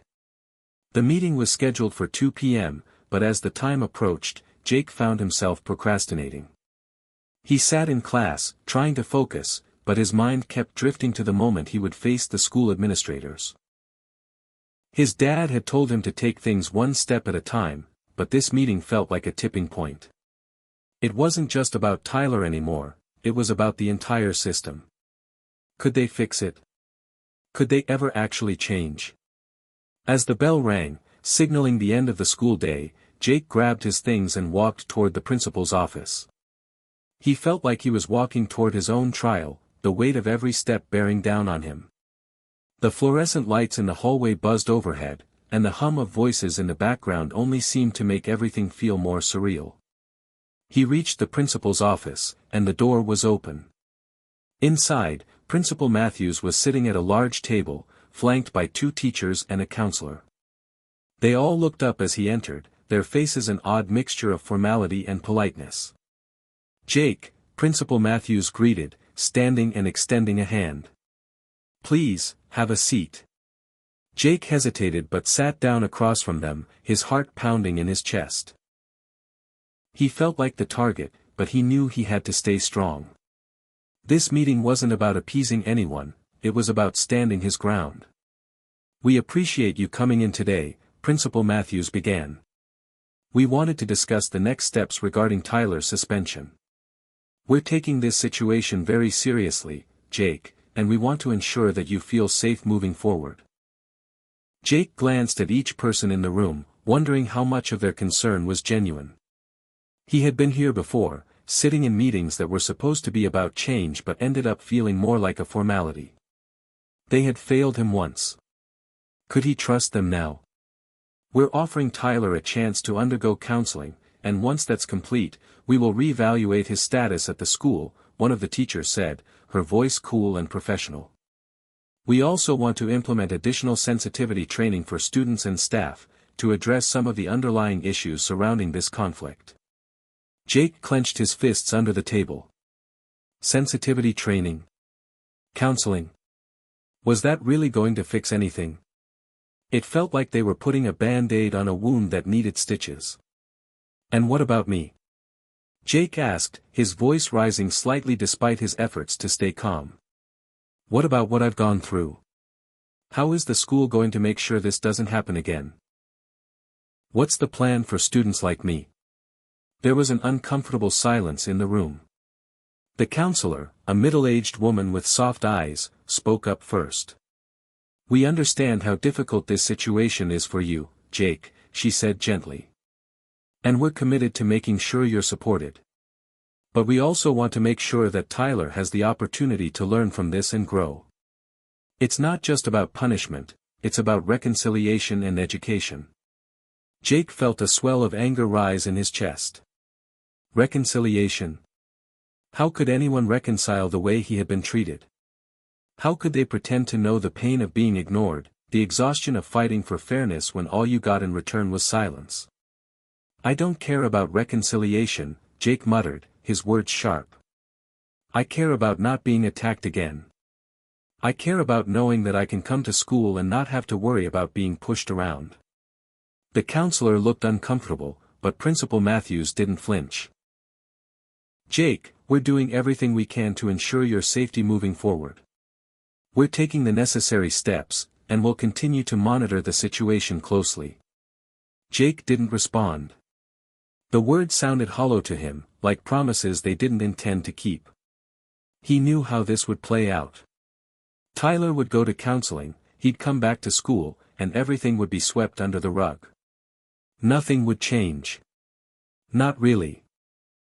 "I don't believe you," Jake finally said, his voice barely above a whisper. "You didn't believe me when I needed help. You didn't protect me then.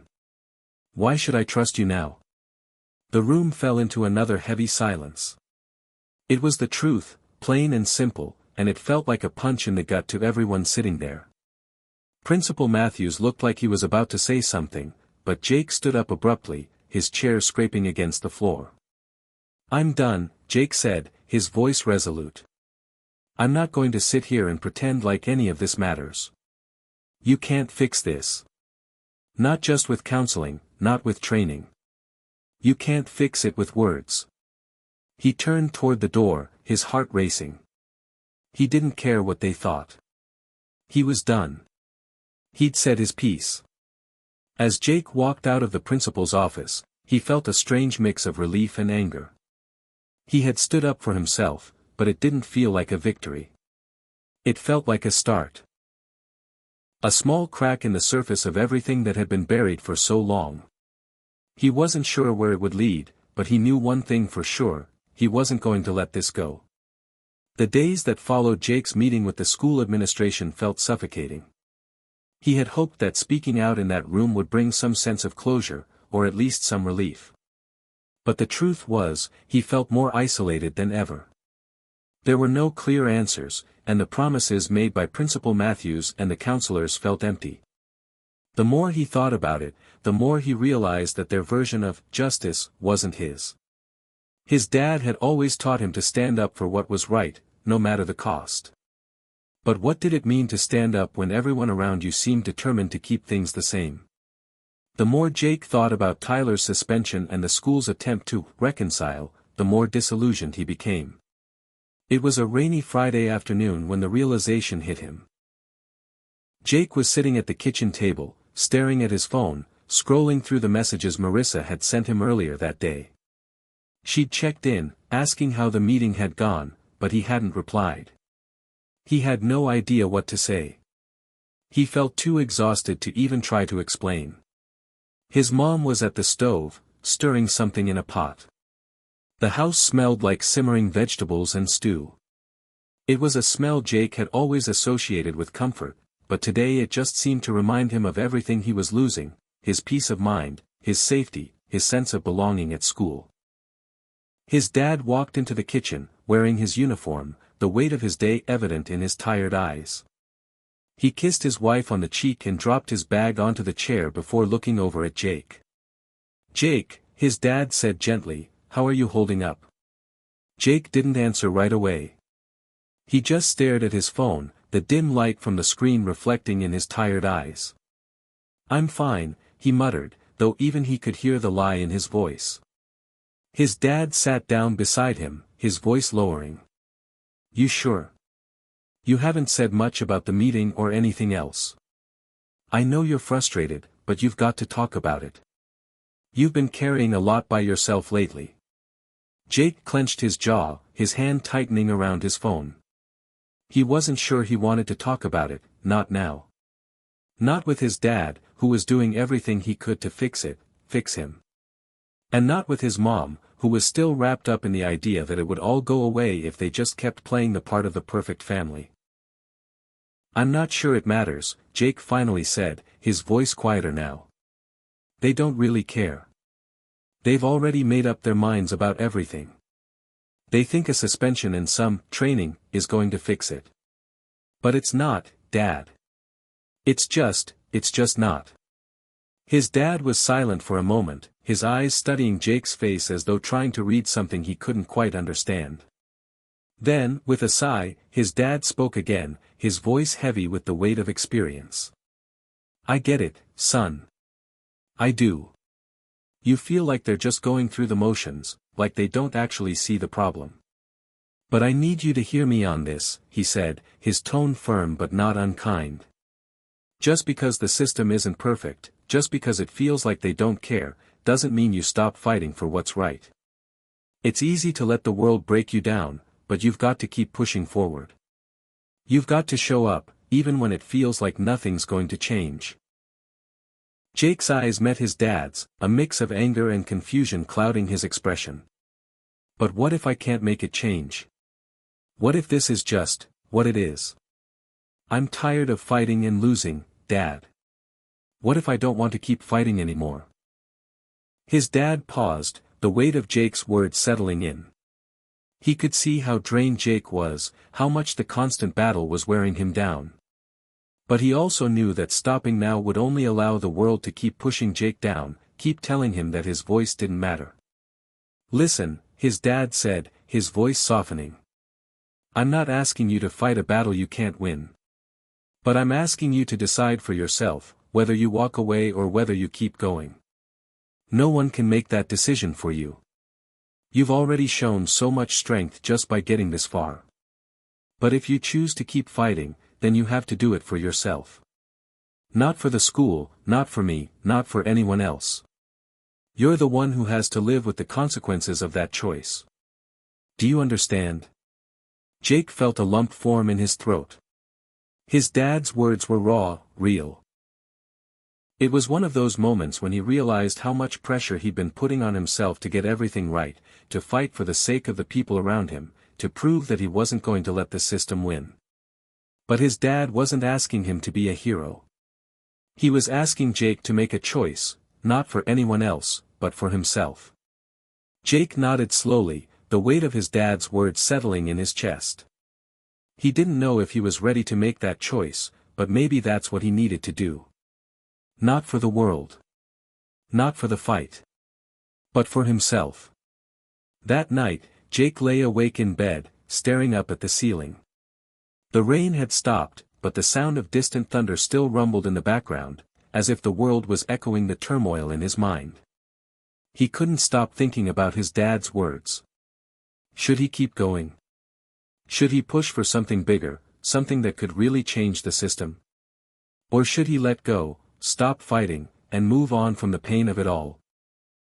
The silence in the room pressed down on him, and for the first time in a long while, he felt like he had the space to think without the weight of the world suffocating him. It wasn't that he wanted to give up. It was that he had to understand why he was fighting. Was it to prove something to the people around him, to change the system, to make Tyler pay? Or was it because he knew deep down that his voice was worth something, that his dignity mattered more than anything else? Jake didn't have all the answers. But in that moment, he knew one thing: he couldn't let this define him, no matter how the world tried to twist it. The next morning, as Jake sat at the kitchen table, his phone buzzed with another message from Marissa. "Hey, you good? I know things are tough, but I'm here if you need to talk." Jake stared at her message, thinking for a long time before typing a reply, "Yeah. I'm good. Thanks for checking in." It wasn't much, but it was a start. A decision he was making for himself. The days that followed Jake's conversation with his dad felt both heavier and more hopeful, but the internal battle within him raged on. Though he had made a decision to keep pushing forward, Jake knew the road ahead wouldn't be easy. He couldn't ignore the way Tyler's bullying had chipped away at his spirit, nor the dark cloud that still loomed over him in the halls of Westwood High. Despite what his dad had said, Jake couldn't shake the feeling that things were always going to be the same, shifting only slightly with the tides, but never really changing. He still sat in the back of his classes, distant from the world around him. Every glance, every whisper seemed to remind him of the attack, of what had happened and what hadn't been done to fix it. At lunch, Jake sat with Marissa, his only real source of comfort. She knew everything, had been with him every step of the way. But even her steady presence couldn't completely quell the sense of isolation he felt. He was the one who had to live with the aftermath. The one who had to put up with the unspoken judgments. As he picked at his lunch, Jake overheard a conversation between two students at the table across from him. He didn't want to eavesdrop, but the words hit him hard. "Heard that the school's gonna do some kind of restorative justice thing with Tyler," one of them said. "You know, like those counseling sessions. They're trying to get him to understand what he did wrong." The second student snorted. "Right. Like that'll do anything. He's probably laughing about it." Jake's blood ran cold. He looked down at his half-eaten sandwich, suddenly feeling like he couldn't breathe. It wasn't just the words that stung, it was the tone of the conversation. No one was taking it seriously. No one cared that this was his reality, that his life had been flipped upside down by one careless action from someone who should have known better. Marissa seemed to sense Jake's shift in energy and placed her hand gently on his. "Jake," she said softly, "don't let them get to you. You've got so much more power than they realize." Jake swallowed hard. He wanted to believe her, but the words felt hollow. How could he have power when everything around him seemed to be working against him? The rest of the day passed in a haze. Jake's mind was preoccupied with what had happened at lunch. How could things ever change if people were so quick to dismiss the severity of the situation? And if the school, the system, wasn't going to hold Tyler accountable, then who would? That afternoon, as Jake was walking toward the parking lot, he spotted Tyler standing with his usual crowd near the school gates. Tyler was laughing, his arms slung casually around one of his friend's shoulders. He looked like nothing had happened. Like there was no weight in his actions. Jake's chest tightened. He had expected to see a difference after the suspension, a sign that maybe things would change, but this was worse than he had imagined. It felt like Tyler had won. Jake's steps faltered, and for a moment, he debated turning around and leaving. What was the point of even trying? He had already seen the kind of person Tyler was, and nothing the school did could change that. But then, Jake heard a voice, clear and steady, from behind him. "Jake! Wait up!" Jake turned around to see his dad's familiar form walking toward him. The police officer uniform was a reminder of how his father had chosen to face the world, with strength and purpose. Jake couldn't help but feel that same weight. His dad had always faced the world head-on. But he wasn't sure if he could follow that path anymore. "What's up, son?" his dad asked, his voice gentle but knowing. Jake ran a hand through his hair, his thoughts swirling. "I don't know if I can do this anymore, Dad. Every day feels like I'm fighting a losing battle. I walk into school, and it's like nothing's changed. Tyler's back to doing whatever he wants, and nobody cares. Not the teachers, not the students, not even the system. What's the point of trying when nothing gets fixed? His dad took a deep breath and walked closer, his hand resting on Jake's shoulder. You know, when I became a police officer, I thought I'd be able to change everything, stop crime, make people safer, do all this good. But over time, I realized it's not about fixing everything in one swoop. Sometimes, you don't get to see the immediate changes. But that doesn't mean your actions aren't making a difference. Jake looked up at him, confused. What do you mean? Every time you stand up for yourself, every time you speak your truth, you're making a difference. You may not see it now, but change doesn't happen overnight. It happens when people keep showing up, when they keep demanding what's right, even when it feels like no one is listening. You might not see the immediate change in Tyler or the school, but trust me, it's happening. Every time you stay strong, you're creating a ripple. You might not see the impact today, but you're making a difference. Jake didn't respond immediately. The weight of his dad's words sunk in. His father wasn't asking him to do anything extraordinary. He was asking Jake to keep showing up, to keep fighting for himself and others, even when it felt like no one else was. I get it, Jake said quietly, though it didn't feel like he entirely did. But he wanted to believe it. He wanted to hold on to that hope that, eventually, things would change. That evening, as Jake sat down to dinner, he couldn't shake the conversation with his dad from his mind. His mom was in the kitchen, humming a soft tune while she worked on the meal. The sound of the rain, now tapping against the window, added to the calm in the room. But Jake's thoughts were still turbulent, filled with the weight of his own frustration and doubt. His dad's voice echoed in his mind, keep showing up. Keep demanding what's right. But as much as he wanted to believe that his actions could make a difference, Jake still felt like he was standing alone. He didn't know if his fight would ever lead to the changes he hoped for, and the uncertainty of it all gnawed at him. After dinner, as his parents cleaned up the kitchen, Jake decided to take a walk. The fresh air outside felt cleansing, even though the streets were still wet from the rain. He walked for what felt like hours, his thoughts as clouded as the sky above him. The world seemed so big, and he felt so small in it. How could one person make a difference? How could he be that change when the forces around him seemed so much stronger? Jake stopped for a moment, his gaze turning toward the horizon, where the first light of evening was beginning to fade. The uncertainty of the future still clung to him, but somewhere, deep inside, Jake realized that he didn't have to have all the answers. Not yet. What mattered was that he kept moving forward. The weeks following Jake's conversation with his dad felt like a blur of frustration and introspection. He had resolved to keep pushing forward, but that resolution was met with resistance every step of the way. At school, things didn't feel any different. Tyler had returned from his suspension with a seemingly renewed sense of arrogance, laughing it off as if nothing had ever happened. The students, the teachers, the system, it all felt the same. But despite all of that, something had changed within Jake. It wasn't that the world had become more just or the bullying had stopped, but rather that Jake's mindset had begun to shift. He was no longer waiting for someone else to fix things for him. He had decided that his fight wasn't about the system. His fight was about himself, and that made all the difference. That Thursday afternoon, Jake sat at his desk in English class, waiting for the bell to ring. His mind had drifted to his upcoming meeting with the school counselor the next day, something he'd agreed to do after his dad had urged him to speak up. It felt like just another one of the school's empty gestures, but he couldn't shake the thought that this could be his chance to finally say everything that had been building up inside him.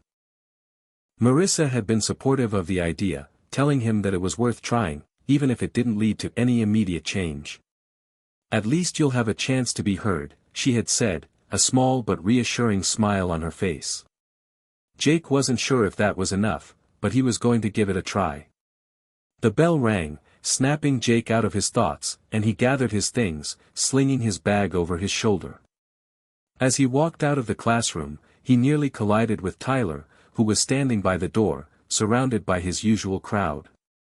The group laughed as Tyler made some snide comment about Jake's posture, but Jake didn't let it get to him. He was done letting Tyler's words dictate his mood. "Watch where you're going, freak," Tyler sneered, but Jake didn't respond. He just kept walking, his heart pounding in his chest, his mind focused on what was ahead. The next day, Jake arrived at the counselor's office a few minutes early, his stomach twisting with nervous energy. He wasn't sure what he was expecting, maybe some kind of epiphany or breakthrough. But deep down, he knew that his real hope rested in finally being able to voice everything he'd been holding in. Ms. Harris, the school counselor, greeted him warmly when he stepped inside. Her office was cozy, with bright blue walls and motivational posters scattered across the room.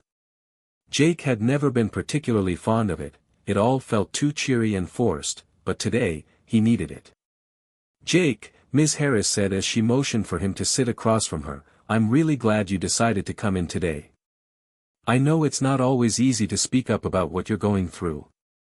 Jake nodded silently. His mouth felt dry, but he knew it was time to speak, to let everything spill out. Ms. Harris gave him a moment to settle in, then asked gently, "What's on your mind, Jake?" Jake hesitated for a moment, his heart racing. He had always been good at keeping his feelings bottled up, but today, he knew he had to be honest. He couldn't afford to hold back anymore. "Tyler," Jake began, his voice thick with emotion. "He's back. And it's like everything that happened never mattered. He got suspended for a few days, and now he's right back to being the same. Nothing changed. It's like they think a suspension is enough, like they think everything's fine now." Ms. Harris nodded, her face showing empathy. "I can see why that would be frustrating for you. It sounds like you feel like the school isn't taking this seriously." Jake's eyes narrowed slightly, the frustration bubbling over. "That's exactly it. The school, no one really cares. They're just going through the motions, like they always do. It's like they're trying to make it go away, but they're not fixing anything. They don't get it. They don't get how it feels to walk into school every day knowing that the person who hurt you is still there, still thinking he's untouchable. They don't get how it feels to be constantly watched and judged, like I'm the problem." Ms. Harris didn't interrupt him. She let him speak, giving him the space to release the pent-up emotions that had been weighing him down for so long. "I just don't know what to do anymore," Jake continued. "I've tried everything. I've told my parents. I've gone to the school. I've done all the right things, but nothing changes. I'm still the one left dealing with all of it. It feels like I'm invisible." There was a long silence between them as Jake's words hung in the air. For the first time in a long while, Jake felt like someone was really listening, like his voice mattered. Ms. Harris leaned forward slightly, her voice calm but steady. "Jake, I know it's hard. I know it feels like you're being overlooked, like nothing's changing. But I want you to know something," she said, her eyes meeting his. "You're not invisible. And what you're doing right now, coming in and speaking up, isn't easy. It's brave. You're showing the courage to fight for yourself, even when it feels like no one else is." Jake looked down, unable to meet her eyes. He didn't feel brave. He didn't feel strong. He felt broken. But Ms. Harris's words, simple as they were, started to chip away at the wall of anger and frustration he had built around himself. She continued, "It's not about fixing everything overnight, Jake. It's about making sure your voice is heard. It's about showing up, even when you don't see immediate change. And yes, it might take time. But every time you speak up, you're forcing the people around you to acknowledge what's happening. You're making them uncomfortable. And that's how change starts." For the first time in a long while, Jake felt a flicker of hope. It wasn't much, but it was something. He was being heard, and that was more than he had gotten in weeks. After the meeting, Jake walked out of the counselor's office feeling lighter. His thoughts were still muddled, but a small part of him began to understand that this wasn't just about Tyler. This was about him. This was his fight, not the school's, not anyone else's, but his. When Jake got home that evening, he sat down with his parents at the dinner table. His dad noticed the change in him right away, the slight shift in his posture, the way he spoke more confidently than he had in weeks. "Jake," his dad asked, "how was the meeting?" Jake hesitated for a moment before answering, but this time, there was a determination in his voice. "It was good. I told Ms. Harris everything. And, for the first time, I felt like someone actually listened." His dad smiled, a rare smile of pride. "That's good, son. That's really good. You did something important today. You spoke your truth."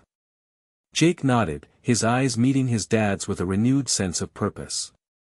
"I'm not done yet. But I think I'm finally starting to understand what I need to do." The week after Jake's breakthrough with Ms. Harris felt like a new chapter had begun in his life, though not one without its challenges. He still walked the halls of Westwood High with the weight of his experiences pressing down on him, but there was something different now. His mindset had shifted. He no longer felt like he was going through the motions, waiting for something outside of himself to change. Now, he understood that his fight wasn't just about waiting for the school or the system to fix things. It was about taking ownership of his voice and his story. But knowing that was one thing. Acting on it, truly putting it into motion, was another. It started with small steps. Every morning, when Jake woke up, he reminded himself that he had the power to change his own reality. It wasn't easy, and it wasn't always clear what to do next. But he was no longer paralyzed by doubt or fear of standing out. Instead of hiding in the back of the class, Jake made the conscious decision to sit at the front, his posture a little more straight, his voice a little stronger. It was a small act of reclaiming his space, but it was an act that had power. Jake also started speaking up in class discussions. It wasn't about drawing attention to himself, but more about being visible, being an active participant in his own education and life. He made an effort to engage with his peers, not out of a desire for approval but out of a desire for connection. He found that, when he spoke, people listened. And that made a world of difference. But it wasn't just about school. Jake knew that he needed to extend this shift into other areas of his life, especially his relationship with his dad. One evening, after dinner, Jake sat down with his father in the living room, feeling the weight of the conversation that was about to unfold. The familiar hum of the television in the background faded as Jake turned to his dad, his heart beating a little faster. "Dad," Jake started, his voice shaky but determined. "I've been thinking a lot about what you said, that change doesn't always happen immediately, but it happens when you keep showing up. And, well, I think it's time I do something about it. I want to take action." His dad raised an eyebrow, clearly intrigued. "What do you mean, son?" "I don't want to keep waiting for something to change. I don't want to wait for the school to suddenly get it or for Tyler to magically have a change of heart. I've been doing a lot of thinking, and I think I need to take matters into my own hands." Jake paused, taking a deep breath. "I'm not just going to be a passive bystander anymore. I want to start a campaign, a student group, something that gives a platform for students to talk about the issues they're facing. It's not just about bullying, it's about how we all feel as individuals, how we're not really heard in the system." His dad sat back in his chair, the seriousness of Jake's words sinking in. "That's a big step, son. But I think it's a good one. You're not just asking for things to change, you're trying to create that change. I'm proud of you." Jake looked at his dad, feeling a mixture of relief and nervousness. He had expected his dad to be proud, but hearing it made all the difference. "I don't know if it'll work, or if anyone will even listen. But I know that I can't just keep waiting. And maybe, just maybe, this will spark something. Maybe I'll be able to make a difference." His dad nodded, offering him a rare smile. "No matter what happens, I'll support you. Just remember, change isn't always about the big gestures. It's the small steps, the conversations that spark something bigger. Keep moving forward, and don't let fear or doubt hold you back. Jake felt something stir inside him, a feeling of purpose. He was no longer the kid who cowered in the back of the room, unsure of his place in the world. He was ready to lead, to give a voice to those who had felt silenced. But he also knew this wasn't just about him. It was about everyone who had ever felt overlooked, unheard, or dismissed. It was about creating a safe space for people to share their stories, their struggles, and their hopes for change. The next day, Jake met with Marissa at lunch, excited to share his plan. As they sat down at their usual table, he couldn't contain the anticipation in his voice. "I've been thinking, Marissa," Jake started, "I want to start something. A group. Like a campaign for students to have a voice, especially when it comes to bullying and mental health issues. It's not just about me, it's about all of us. I think if we come together, we can make a difference." Marissa's eyes widened, her mouth forming a smile. "Jake, that's incredible. I've been waiting for you to do something like this. You've been through so much, and you have a powerful story to tell. People will listen to you." Jake smiled, the confidence rising within him. "I don't know if I have all the answers, but I know I have to try." "Well, I'm in," Marissa said without hesitation. "Let's do it." Jake felt a weight lift off his shoulders. He wasn't alone. Marissa was by his side, and that made all the difference. They began brainstorming ideas, creating flyers, setting up a meeting space, and reaching out to students who might want to get involved. They talked about forming a network of students who were willing to speak up, share their stories, and work together toward a common goal. Over the next few days, the momentum began to build. Jake and Marissa worked tirelessly, designing a logo for their campaign and spreading the word through social media, word of mouth, and, of course, posters all over the school. They called it Voices United. Their first meeting was scheduled for the following week, and Jake could hardly contain his excitement. He felt like he was on the verge of something big, but also something deeply personal. This wasn't just about taking down Tyler, it was about taking a stand against the indifference that had allowed his struggles to continue. It was about creating something bigger than himself. But even as Jake felt a surge of hope, he knew there were challenges ahead. Not everyone would be on board. Some would try to shut him down, others would question his motives. But Jake had learned one crucial thing: no matter how tough things got, he had to keep showing up. He had to stay true to his mission, to the cause he believed in. As he looked at Marissa, who was busy passing out flyers and encouraging other students to join the meeting, Jake knew that this was just the beginning. Voices United would be more than just a student campaign, it would be a movement. A movement of change, one voice at a time. The week after Jake and Marissa had set up the first meeting for Voices United was filled with a sense of nervous excitement.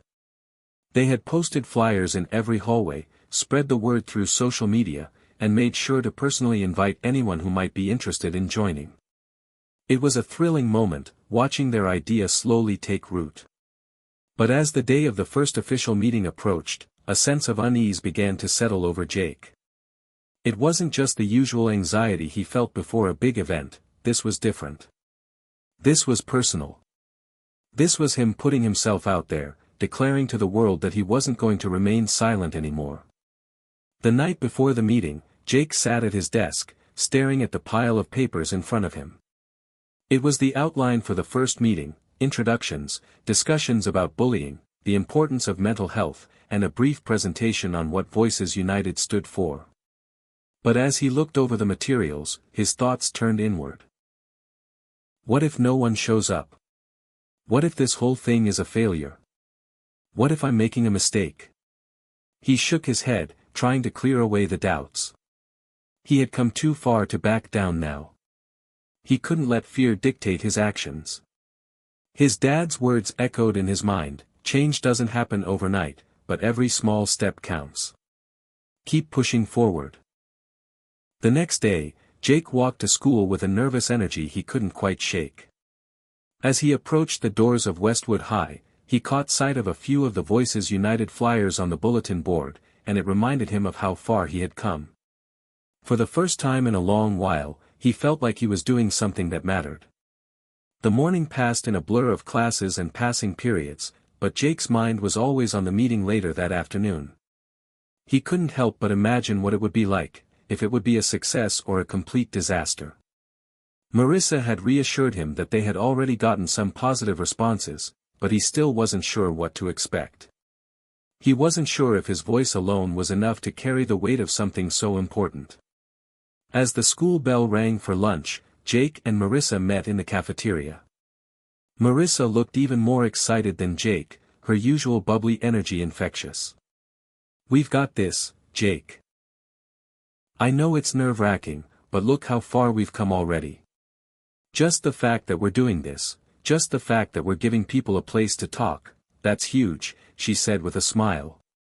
Jake smiled back, though his nerves hadn't entirely gone away. "Yeah, but I keep thinking about how people might react. I mean, not everyone's going to be on board, right?" Marissa nodded thoughtfully. "True. Some people won't understand, or they'll try to tear it down. But that doesn't mean we stop. The important thing is that we're doing something. Even if just one person shows up, that's one person who knows they're not alone." Jake nodded, feeling the weight of her words. He had to remind himself that even if this wasn't perfect, it was still worth doing. The afternoon dragged on, but finally, the bell rang for the end of the school day, signaling the beginning of their first official Voices United meeting. Jake and Marissa hurried to the designated classroom, room 304. A place that was tucked away at the end of a hallway, out of sight of most students. They set up the room, making sure there were enough chairs arranged in a circle, the whiteboard cleaned and ready for their notes. The presentation materials were laid out, and Jake could feel the familiar flutter of nerves in his stomach as he watched the clock tick closer to the meeting time. "I hope people show up," Jake muttered, glancing over at Marissa. "They will," she said with confidence. "Remember, even if it's just us, we're already doing something important. You've already made a difference." Jake smiled weakly, appreciating her optimism. But as the time ticked closer, a gnawing feeling of doubt crept back in. Then, the door creaked open. One by one, students began to trickle into the room. First, it was just a couple of familiar faces, friends who Jake had told personally about the meeting. Then came a few others, students he didn't recognize but who had heard about the group through word of mouth or social media. The group grew steadily, and Jake could hardly believe it. By the time the meeting started, they had nearly 20 students gathered in the room. It was a modest turnout, but it was more than Jake had hoped for. "Wow, I'm honestly surprised," Jake whispered to Marissa, who stood beside him. "I told you," she grinned. "People need this. They just need to know that they're not alone." Jake stood up, feeling a rush of adrenaline. The nerves were still there, but they were now mixed with a sense of purpose. He cleared his throat and began. "Hi, everyone. Thank you for showing up today. I know that, for some of you, this might feel like an unexpected place to be, but I promise you, we're here to make a difference. Voices United is all about giving us, the students, a platform to talk about what's really going on in our lives. It's about bullying, mental health, the pressures we face, and, most importantly, it's about finding support and strength in each other." The room was silent, everyone's eyes on him. Jake felt the weight of his words sink in, but he pushed through. He had to make them understand. "For too long, we've been told to stay quiet. For too long, we've been expected to just deal with things on our own. But that's not how it should be. We deserve to have our voices heard. We deserve to feel safe. And I know we can create that change if we come together." He paused, taking a deep breath. "Today is just the beginning. We can't fix everything right away, but we can start by supporting each other. By listening. And by making sure that no one here ever feels alone." The room was still for a moment, but then one of the students, a girl named Emily, spoke up. "I've been dealing with bullying for years," she said, her voice shaking slightly. "I've never had anyone listen to me before. This group, it feels like it could change something." Jake felt a surge of pride, but also an overwhelming sense of responsibility. He wasn't just leading a group, he was leading a movement. And with each person who spoke up, he felt that weight more and more. The meeting continued with each student sharing their own stories, their own struggles. Some talked about being bullied. Others spoke about feeling invisible in a school system that didn't seem to care. But through each story, a sense of camaraderie and strength began to form. Jake realized that this was more than just a student group. It was a lifeline. By the end of the meeting, everyone was on their feet, exchanging phone numbers, planning the next steps. They had decided to meet again, to talk more, and to start organizing their first campaign for anti-bullying awareness. They were no longer just a group of individuals, they were a team, united by the same goal. As Jake walked home that afternoon, the weight of everything that had happened sank in. He had started something real. And for the first time in a long while, he felt hopeful. The road ahead wouldn't be easy, and there would be obstacles. But today, Jake had seen the power of speaking up. He had seen the difference that one voice could make. And he wasn't going to stop now. Jake was on cloud nine after the first meeting of Voices United. The sense of accomplishment, the way the room had come alive with raw emotion and collective strength, it was everything he had hoped for and more. He felt like he had finally found his place. The excitement carried him through the following week as he and Marissa worked tirelessly to build on the momentum they had created. The flyers kept coming down as fast as they put them up, but Jake wasn't deterred. He knew that this was only the beginning. More meetings were planned, more ideas were being discussed, and the group was slowly starting to gain more traction. It wasn't just the people who showed up physically, it was the emails, the private messages, and the words of encouragement from students across the school who were too afraid to speak up but supported what Jake and his group were trying to do. Jake had never felt more alive. He wasn't just another student walking the halls, he was part of something that was changing the culture of his school. But as the group's influence grew, so did the attention it attracted, some positive, some not so much. It started with a whisper, just small murmurs in the hallway, gossip that Jake could hardly avoid. Students were talking about Voices United, but not in the supportive way he had hoped for. The whispers grew louder, and soon he found himself hearing things that made his heart sink. "I heard they're trying to make us all feel bad about being normal." "Yeah, who do they think they are, just because they started a little club? It's not that bad at this school. I heard one of the leaders is that kid, Jake, who got into that fight with Tyler. What's he trying to do now?" The comments stung, but they weren't unexpected. Jake had known there would be pushback. What surprised him, however, was how quickly it escalated. It wasn't just rumors anymore. By Friday afternoon, Jake found a small, folded piece of paper in his locker, with a crude drawing of the Voices United logo and the words, "Keep your voices down, or we'll make you silent." He stared at it, his fingers gripping the paper tightly. His heart raced, and for a moment, he felt that familiar lump in his throat. This was real now. The backlash wasn't just whispers, it was threats. He wasn't just challenging the status quo, he was upsetting people. The idea of students speaking up for themselves and for others was a direct challenge to the power dynamics that had always been in place. The next Monday, things started to escalate further. As Jake walked down the hallway between classes, a group of students surrounded him. Tyler was in the lead, his usual smirk stretched across his face. Jake could feel the tension in the air. "So, the little hero thinks he's going to change the world now?" Tyler said, his voice dripping with sarcasm. "What's next, Jake? Are you going to stand up and shout every time someone looks at you funny?" Jake took a deep breath, trying to remain calm, but the adrenaline was already kicking in. His fists clenched at his sides, but he held himself together.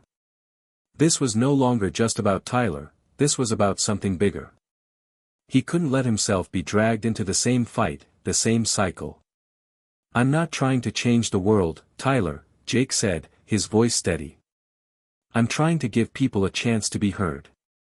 You should try it sometime. You might find that you're not always the one people are listening to." Tyler's eyes narrowed, and for a moment, it felt like the air between them might crack with tension. But Tyler only laughed, turning to his friends behind him. "Yeah, right.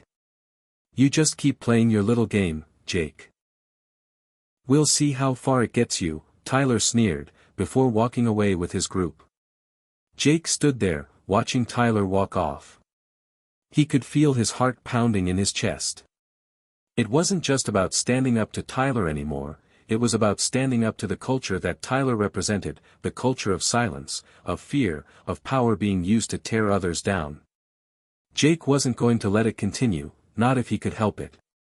Later that day, Jake and Marissa sat down together in the library to go over the plans for their next Voices United meeting. Despite the lingering tension and the rumors circulating, they remained resolute. This was their mission, and they weren't backing down. "Tyler's getting under your skin, huh?" Marissa asked, looking up from the papers she was sorting through. Jake exhaled slowly. "Yeah, but it's not just him. It's everyone who thinks they can intimidate me into quitting. Everyone who thinks I don't belong. I can't let them stop me, but it's hard not to feel like I'm fighting a losing battle sometimes." Marissa leaned back in her chair, looking thoughtful. "I get it. I really do. But you know what? We can't give in. If we stop now, they win. And you know as well as I do, Jake, that no one ever changes anything by staying quiet. Look at the people who've tried to make a difference in history, they didn't win by shutting up when things got tough." Jake nodded, his gaze drifting toward the window. The school grounds outside seemed calm, peaceful, like everything was okay. But inside, Jake knew that there was a storm brewing. He had no idea how far things would go, or what it would take to get people to understand what Voices United stood for, but he couldn't back down now. The following day, Jake found himself sitting in his history class, his mind distracted by the growing tension. When the bell rang and everyone stood to leave, he saw Tyler again, this time standing by the door, flanked by a couple of his friends. "Jake," Tyler called out, a challenge in his voice. "You think you're so special, don't you? This whole group of yours, no one's going to listen. You're just another loser trying to get attention." Jake felt his chest tighten. He could hear the crowd of students laughing behind Tyler, and for a split second, his old fear reared up. But then, something inside him clicked. He wasn't the scared kid anymore. He wasn't the one hiding in the background. "I'm not doing this for attention," Jake said, his voice stronger than he expected. "I'm doing it for people like you, who don't know what it's like to have your voice taken away. If you can't understand that, maybe you're the one who needs to listen." Tyler's expression darkened, and he stepped forward, his face inches from Jake's. But Jake didn't flinch. He stared back, unwavering. "You're making a mistake, Jake," Tyler sneered. "And when this whole thing falls apart, you'll see that I was right." Jake shook his head. "Maybe. But I'll never stop trying to change things. Not as long as I've got a voice." As Jake walked out of class that day, his mind was filled with a mix of determination and doubt. He had faced Tyler down, but the words still echoed in his head. What if they were right? What if the group didn't make it? But no matter what happened, he knew that he couldn't stop. He had to keep going. Because for every person who tried to silence him, there were 10 more waiting for someone to speak up on their behalf. And that, in the end, was worth fighting for. The days following the confrontation with Tyler felt like a blur. Jake's every move seemed scrutinized, and every word he spoke carried the weight of the promises he had made to his peers in Voices United. The school, once a place where he could simply exist, had transformed into a battleground, one where whispers and sideways glances followed him everywhere. Despite the challenges, Jake kept his head high. He had made a promise to himself that he would not let the fear of failure or the pressure from the bullies determine his actions. He had something important to say, and he wasn't about to let anyone, least of all Tyler, silence him. The next Voices United meeting was scheduled for Thursday afternoon, and Jake was more nervous than he'd ever been. He had grown used to speaking in front of others, but now, with everything on the line, the stakes felt higher.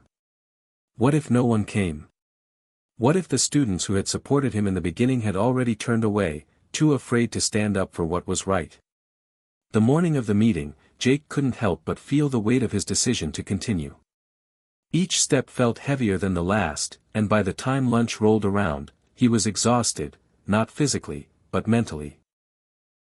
The emotional toll of leading this group, of standing up against people like Tyler, was starting to weigh on him in ways he hadn't anticipated.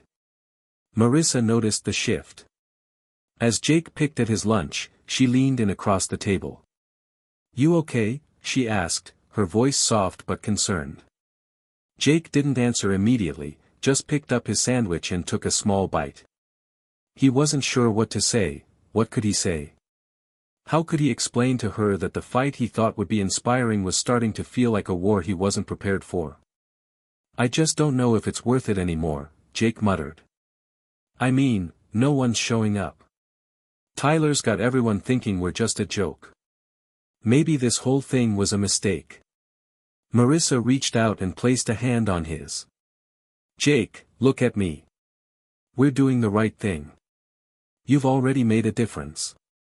If people are talking about us, even if they're talking badly, that means we're having an impact.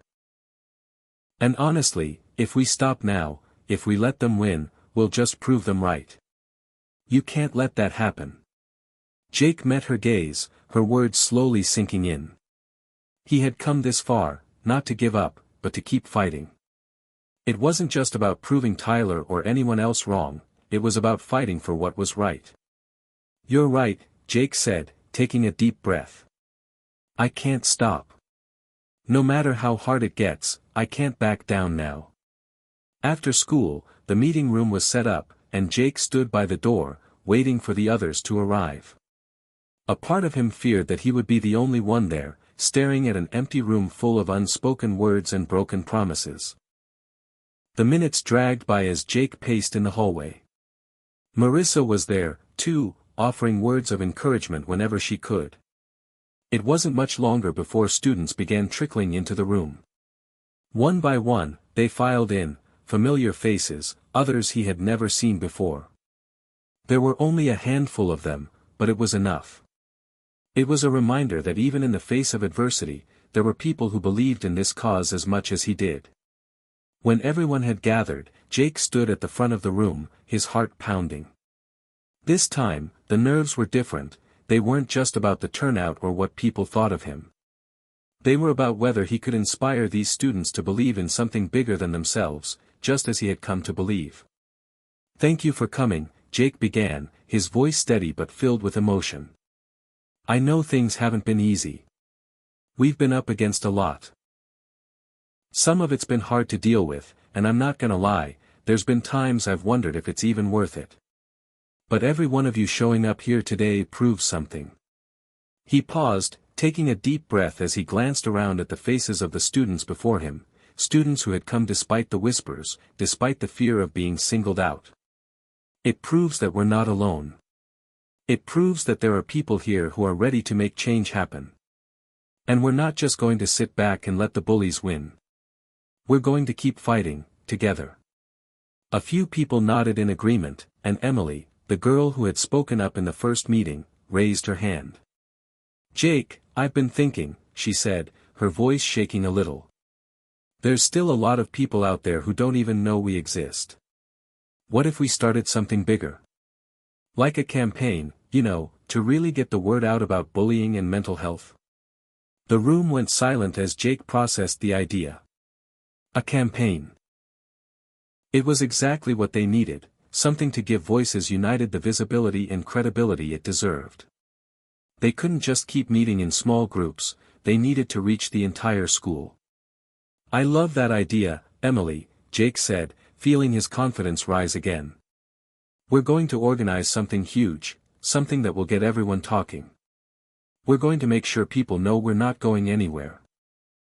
Over the next few days, the group worked tirelessly on their campaign. They gathered ideas, made posters, wrote speeches, and designed a series of social media posts that would promote Voices United and bring attention to the issues they were fighting for: anti-bullying, mental health awareness, and the power of standing up for what's right. The day of the campaign kickoff arrived, and Jake felt a mixture of excitement and dread. This was it. If this campaign succeeded, it would change everything. If it failed, the group might not survive. As they stood in the school courtyard, preparing for the event, Jake looked out at the sea of students walking by, most of them unaware of what was about to happen. He felt the weight of the moment on his shoulders. This was his chance to prove that Voices United wasn't just another passing trend, it was a movement. At that moment, Jake saw Tyler across the courtyard, talking with a group of his friends. Tyler glanced in Jake's direction, and for a brief second, their eyes met. Tyler sneered, but Jake didn't look away. He stood tall, the feeling of determination building inside him. This wasn't about Tyler anymore. It was about every student who had ever felt silenced, every person who had ever been too afraid to speak up. Voices United was about giving them a platform, and Jake would not let anyone tear that down. As the campaign kicked off, students began to gather around, intrigued by the posters and the messages the group was sharing. Slowly but surely, more and more people stopped to listen. Jake and the others stood by their booths, talking to anyone who was willing to engage. By the end of the day, there was no denying it, Voices United had made a mark. The students who had once ridiculed Jake and his friends were now quietly observing, some even starting to ask questions. There was still a long way to go, but the seed had been planted. That night, as Jake walked home, he couldn't help but smile. It wasn't over, not by a long shot. But this campaign was the turning point. It was the moment Voices United went from a small group of students with a dream to a real force that couldn't be ignored. As he passed by his old neighborhood, the same place where he used to hide from the world, Jake realized that everything had changed. He had found his voice, and now, it was time for others to find theirs. And no matter what happened next, Jake knew one thing for sure: he wasn't alone anymore. Hit subscribe and leave a comment with where you're watching from. This story might just spark a new beginning. What's one thing that always pushes you forward, even when things get tough?